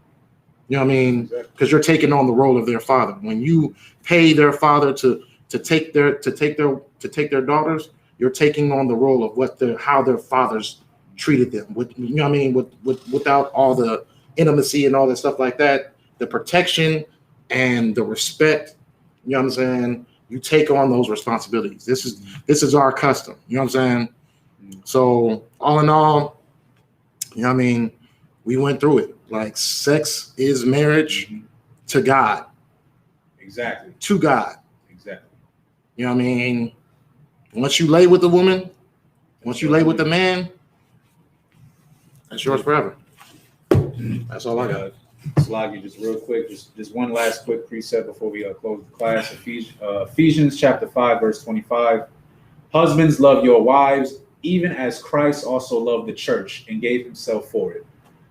Look, don't get me wrong. You know, Jacob was, you know, a righteous brother, but in that specific account, you know, he showed a lot more favoritism to Rachel than he did Leah. That is not what you're supposed to do. The Lord likes a balance, which is why he made Rachel barren, right, and why Leah was able to bear, I believe, 3 of his first children. Right. The Lord did not like that, right? Love your wives, all right? You're not, just like it says, if he take him another wife, her food, her raiment, and her duty of marriage shall he not diminish. Just because you got a new wife don't mean, okay, well, I don't want the other one no more. I'm going to show this one a lot. No. Right. You better find a balance. Right. And if you, look, straight up, if you feel like you can't handle that, leave that woman alone. Right. Leave her alone. If you're not ready to take on multiple wives, don't even do it. And that's not to, you know, step on any brother's ego or anything like that, but be mindful of that woman. Right. Right. Don't do that to her. Because if you got a new woman and you showing her all the love and affection and you casting off your other wife to the side, how's that going to make her feel? Right. Have a balance, because the Lord wants balance. Yeah. And he'll make sure that there is. Oh, he'll make sure. He will make sure. Mm-hmm. You know what I mean? It won't. That's it for the class. We're going to be closing up. Oh, Salagi, somebody had a question. Shalom, I'm concerned. How can the children come home to mommy and daddy if daddy is gone with another woman? Daddy is going to be very absent, especially if he has more than 2 wives with separate homes. If I may. Go ahead. You know what I mean? I feel like that question was said with some type of intent behind it. But all in all, you know what I mean? Like we were just speaking about just a second ago, you're balancing you're balancing your households. It's not like, oh yeah, daddy's going to be gone for a month and then he'll be back in a month and stay for a month and he'll leave. No, it's not like that. Daddy's always going to be there regardless. You can't sit there and try to judge off of what a man's relationship is with his children in general. You know what I mean? A man's always going to be available to his children if his children need him, regardless of whatever the circumstances is. Regardless if he has multiple wives and he's in this household or is he in this household, that doesn't take away his position as being a father. That doesn't take away his time with his children. You know what I mean? That more so, I felt like there was some intent behind that question. because it's making it seem as if only because a man has multiple wives, now he's going to be spending more time with that wife other than being over here with me. You know what I mean? And that's where the selfishness comes from. You know what I'm saying? When you're trying to create these avenues of, oh yeah, this won't happen or this won't happen. Don't worry about what is happening and what's not happening. The fact of the matter is, do you have a man? Is that man protecting you? Is that man always available to you? Don't worry about his situation as far as him dealing with this person or this person or this person. That's not your concern. Your concern should be what's going on in your home, in your household. You know what I mean? You can't be in a mind state where you're thinking what is the could and could not be. Because if he's a true man of God, then he's handling his situations in the best ways he can, whether if he's working or if he's working at home. You know what I mean? He's going to create happiness for who he needs to create happiness for. That's our responsibility. Salakia, if I could, just to kind of piggyback off what you're saying, this is the whole reason why we went over this account specifically with Jacob, Rachel, and Leah, to provide that balance. Remember, there was an imbalance, and the Lord did what He did to correct that balance. This is not what a brother is supposed to do. Again, saying just for the brothers, if you so choose to have multiple wives, understand the responsibility that you are taking. Time management, especially, for the brothers who have been in, for a while, Salakia to the men above me, for up and coming, troopers or priests or what have you. When you do this work, there's going to be some time that you're going to be away for a little bit. Okay, that's fine. Make sure you spend time with your family, right, and your women, right, and be fair. Right. However a brother runs his household, that's how you run your household. Me, this is just me personally. If I did have multiple wives, I would like to live in the same household. That's just me, though. A brother doesn't have to do that. If let's say you have a rib over here, you have a rib over there. Okay, be mindful. Have a balance, because the Lord's watching you too and seeing how you treat those women. Right. Just like how He did with Jacob. Be fair. Right. You take care of them and be mindful for each other. Sisters, also be mindful that your man, he's doing the Lord's work. He's putting his life, Salakia, his life on the line for his brothers and sisters. Be mindful of that too. It's a balance. Right. Okay. You might not see eye to eye all the time. That's fine. Do not let it be anything that breaks up your marriage. Because I promise you, it's not going to end lightly for anybody, not just you, for that brother or whoever.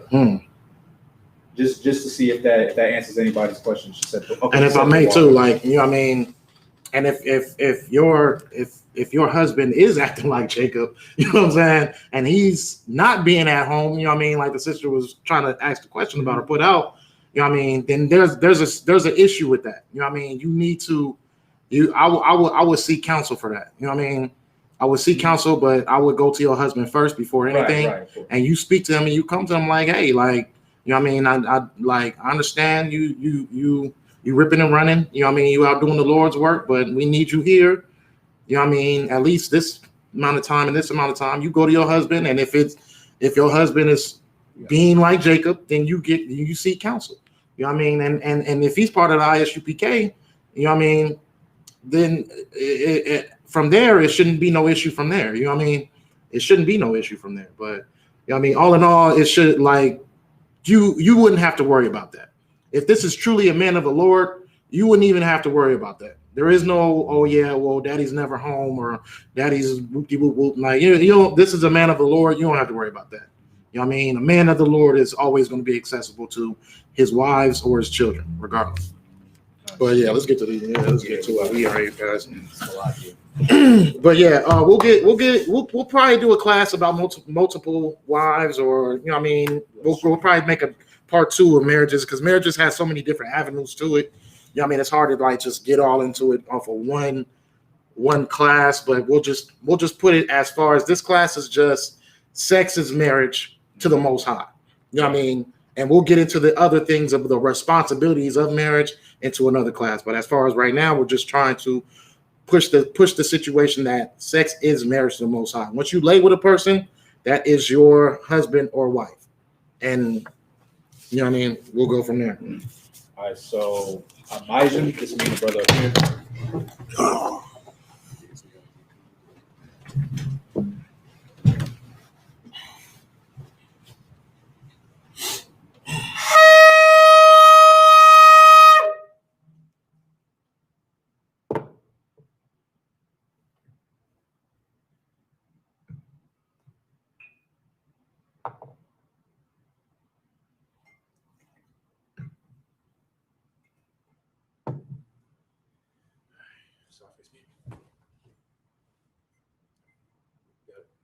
Sorry. La Yasharala.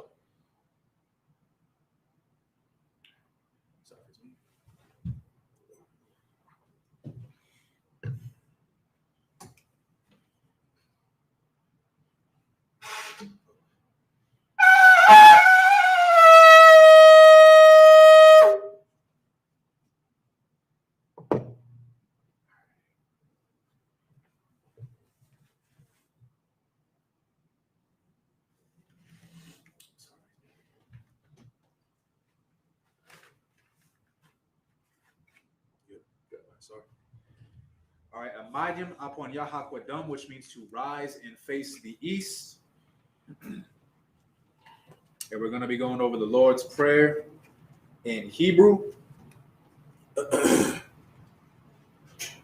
Abanawa, Shabbat Shemayim, Kodash, Ayah, Shemka, Yahweh, Malak with Ka, Taba'ah, Batazaka, Ayah, Aisha, Ba'arataza, Kawak, Hayat, Bashamayim, Danyanawa, Come, Call, Yawam, Basalakna, Kasalakna, Kabawatna, Wala'ah, Tabayana, Saiwan, Ball, Hawashai now, Mayan, Rai, Kaya, Laka, Amalakwa, Wa'ala, Watapara, Lawalumian, Aman. The Lord's Prayer in the English. Our Father, which art in heaven, hallowed be thy name. Yahweh, thy kingdom come, thy will be done, in earth, as it is in heaven. Give us this day our daily bread, and forgive us our debts, as we forgive our debtors, and lead us not into temptation, but deliver us from evil. For thine is the kingdom, and the power, and the glory, forever. So be it. Hakak, which is the power in the Hebrew. Yahweh, Ba'ashem, Yahushua, Babakashah, Nathanawa, Hakak, Larba'ah, Call, Makalak, Wakal, Madawa, Hakak, Latahar, Ha, Matazariam, Hakak, Lahaquayim,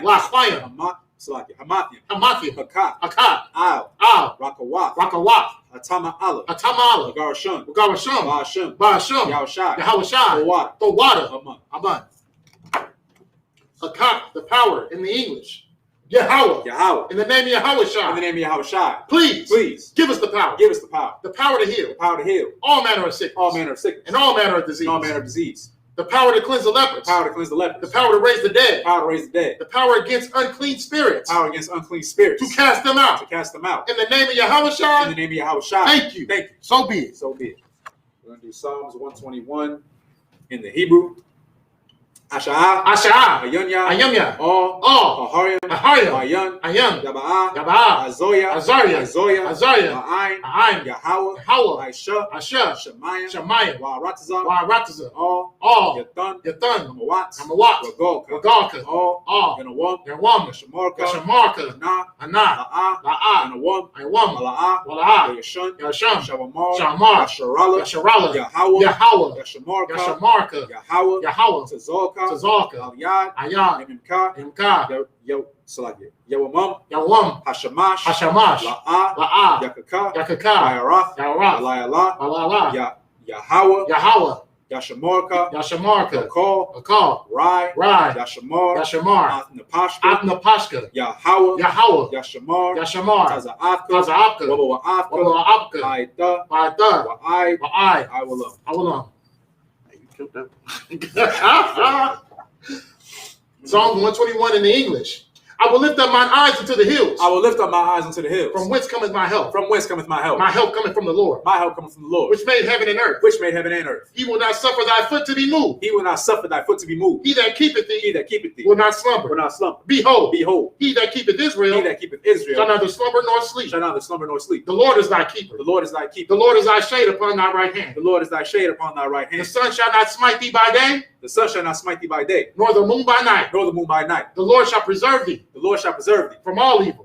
From all evil. He shall preserve thy soul. He shall preserve thy soul. The Lord shall preserve thy going out. The Lord shall preserve thy going out. And thy coming in. And thy coming in. From this time forth. From this time forth. And even forevermore. And even forevermore. Psalms 83 in Hebrew. Alahayim. Alahayim. All. Damiyah. Damiyah. Lakah. All. Lakarash. Lakarash. Wa'all. Ashakwat. Tashakwat. All. Kaya. Kaya. Ana. Yebika. Yebika. Yahama. Yama. Yawan. Yawam. Ra'ash. Ra'ash. Al. Al. Amaka. Amaka. Ya'ayimor. Ya'ayimor. Sawadah. Sawadah. Wa'ita. Wa'ita. Tazawa. Watazawa. Al. Al. Tazapunyika. Tazawoyika. Morwa. Amarwa. Lakawa. Wakawa. Manakakinum. Wakakidum. Magoya. Gaya. Wala'ah. Wala'ah. Ezekar. Izakar. Sham. Sham. Yasharala. Yasharala. Adawa. Adawa. Kaya. Kaya. Tazawa. Atazawa. Laba. Laba. Yakadwa. Kakadwa. Al Yaka. Ayaka. Barayath. Bayarath. Yakarathwa. Yakawathwa. Aliyah. Ayah. Adawam. Adawam. Wa. Wa. Yashamai. Yashamai. Alayam. Ayawam. Mawa'aba. Abba. Salaki. Wahagariam. Bargarium. Gabal. Gabal. Wa'ayamwan. Ayawam. Wa'amalak. Wamalak. Palashaf. Palashaf. Amyashabia. Abiyashabia. Tazawar. Tazawar. Gum. Gum. Ashawar. Ashawar. Alawa. Alawa. Imam. Alawam. Hayawa. Ayawa. Zarawai. Zarawai. Bunya. Gabunya. Lawat. Sawat. Salah. Salah. Aisha. Aisha. Laham. Laham. Kamadian. Kamadium. Kasaya. Kasaya. Sara'ah. Sara'ah. Kamadian. Kamadium. Banakal. Banakal. Kayashwan. Kayashwan. Nashamadwa. Nashamadwa. Bayan. Bayam. Dara. Dara. Hayawa. Ayawa. Daman. Dayam. Ladama. Adama. Shaitamwa. Shaitamwa. Da. Kada. Yapawa. Lamawa. Kara'ib. Karai. Wakaza'aba. Kazaba. Wakazabak. Kazaba. Wakatazol. Katazal. Manai. Manai. Call. Call. Nasayakamwa. Nasamakma. Ashar. Ashar. Amarwa. Amarwa. Nayarsha. Nayasha. Lanawa. Anawa. Af. Af. Nawaf. Nawa. Alahayim. Alahaya. Alahaya. Alahaya. Shayatamwa. Shayatamwa. Gogala. Gagagala. Quash. Shakwash. Lapunya. Lapunya. Rakawa. Nakara. Ka'ash. Ka'ash. Tabaira. Tabaira. Ya'ira. Ya'ira. Wa. Wa. Kala'aba. Kala'ala. Dalahat. Salat. Harayam. Hiram. Kun. Kun. Daradatma. Daradama. Masa'irika. Pasarika. Wabasa. Wabasa. Wapavka. Wapavka. Tabahalam. Talahala. Mala'ah. Mala'ah. Panyaham. Palaham. Palawan. Palawam. Waya. Waya. Quashwa. Kwashwa. Shamka. Shamka. Yahawa. Yahawa. Yabashwa. Babashwa. Aya. Aya. Bahawa. Bahawa. Ayai. Ayai. Waya. Waya. Parwa. Aparwa. Waya. Waya. Abadwa. Abadwa. Waya. Waya. Daiwa. Daiwa. Kaya. Kaya. Adda. Atta. Shamka. Shamka. Yahawa. Yahawa. Labaka. Labaka. Aliwan. Iwan. Al. Al. Call. Call. Haratza. Hierarchism. Psalms 83 in the English. Keep not thy silence, O God. Keep not thy silence, O God, Hold not thy peace. and hold not thy peace, And be not still. and be not still, O God. O God. For lo, For lo, thine enemies make a tumult. thine enemies make atonement, And they that hate thee and they that hate thee have lifted up the have head. lifted up the head. They have taken crafty counsel They have taken crafty counsel against thy people. against thy people, And consulted against thy hidden and ones. consulted against thy hidden ones. They have said, They have said, Come, Come, and let us cut them off from being a nation. and let us cut them off from being a nation, That the name of Israel that the name of Israel may be no more may be remembrance. no more remembrance. For they have consulted together For they have consulted together with one consent. with one consent. They are confederate against They thee. are confederate against thee, The tabernacles of Edom the tabernacles of Edom, and the Ishmaelites and the Ishmaelites of Moab of Moab, and the Hagarenes, and the Hagarenes, Gabal Gabal, and Ammon and Ammon, and Amalek, and Amalek, the Philistines Philistines, with the inhabitants of Tyre. with the inhabitants of Tyre. Assur also is joined with them. So also was joined with them. They have hope in the children of Lot. They have hope in the children of Lot. Salah. Salah. Do unto them Do unto them as unto the Midianites, as to the Midianites, as to Sisera, as to Sisera, as to Jabin, as to Jabin, at the brook of Kison, at the brook of Kison, which perished at Endor. which perished at Endor. They became as dung for the earth. They became as dung for the earth. Make their nobles like Oreb, Make their nobles like Oreb, and like Zaid. and like Zaid. Yea, Yea, all their princes as Zabah, all their princes as Zabah, and as Zarmuna, and as Zalmunna, who who said, said, Let us take to ourselves. Let us take to ourselves The houses of God in possession. the houses of God in possession. Oh my God. Oh my God. Make them like a will. Make them like a will. As a stubble before the wind. As a stubble before the wind. As the fire burneth a wood. As the fire burneth the wood. And as a flame set the mountains on fire. And as the flame set the mountains on fire. So persecute them with thy tempest. So persecute them with thy tempest. And make them afraid. And make them afraid. With thy storm. With thy storm. Fill their faces with shame. Fill their faces with shame. That they may seek thy name. That they may seek thy name. O Lord. O Lord. Let them be confounded. Let them be confounded. And troubled. And troubled. Forever. Forever. Yea. Yea. Let them be put to shame. Let them be put to shame. And perish. And perish. That men may know. That men may know. That thou. Whose name alone. Is Yahweh. Is Yahweh. Art the most high. Art the most high. Over all the earth. Over all the earth. Sorry, face me.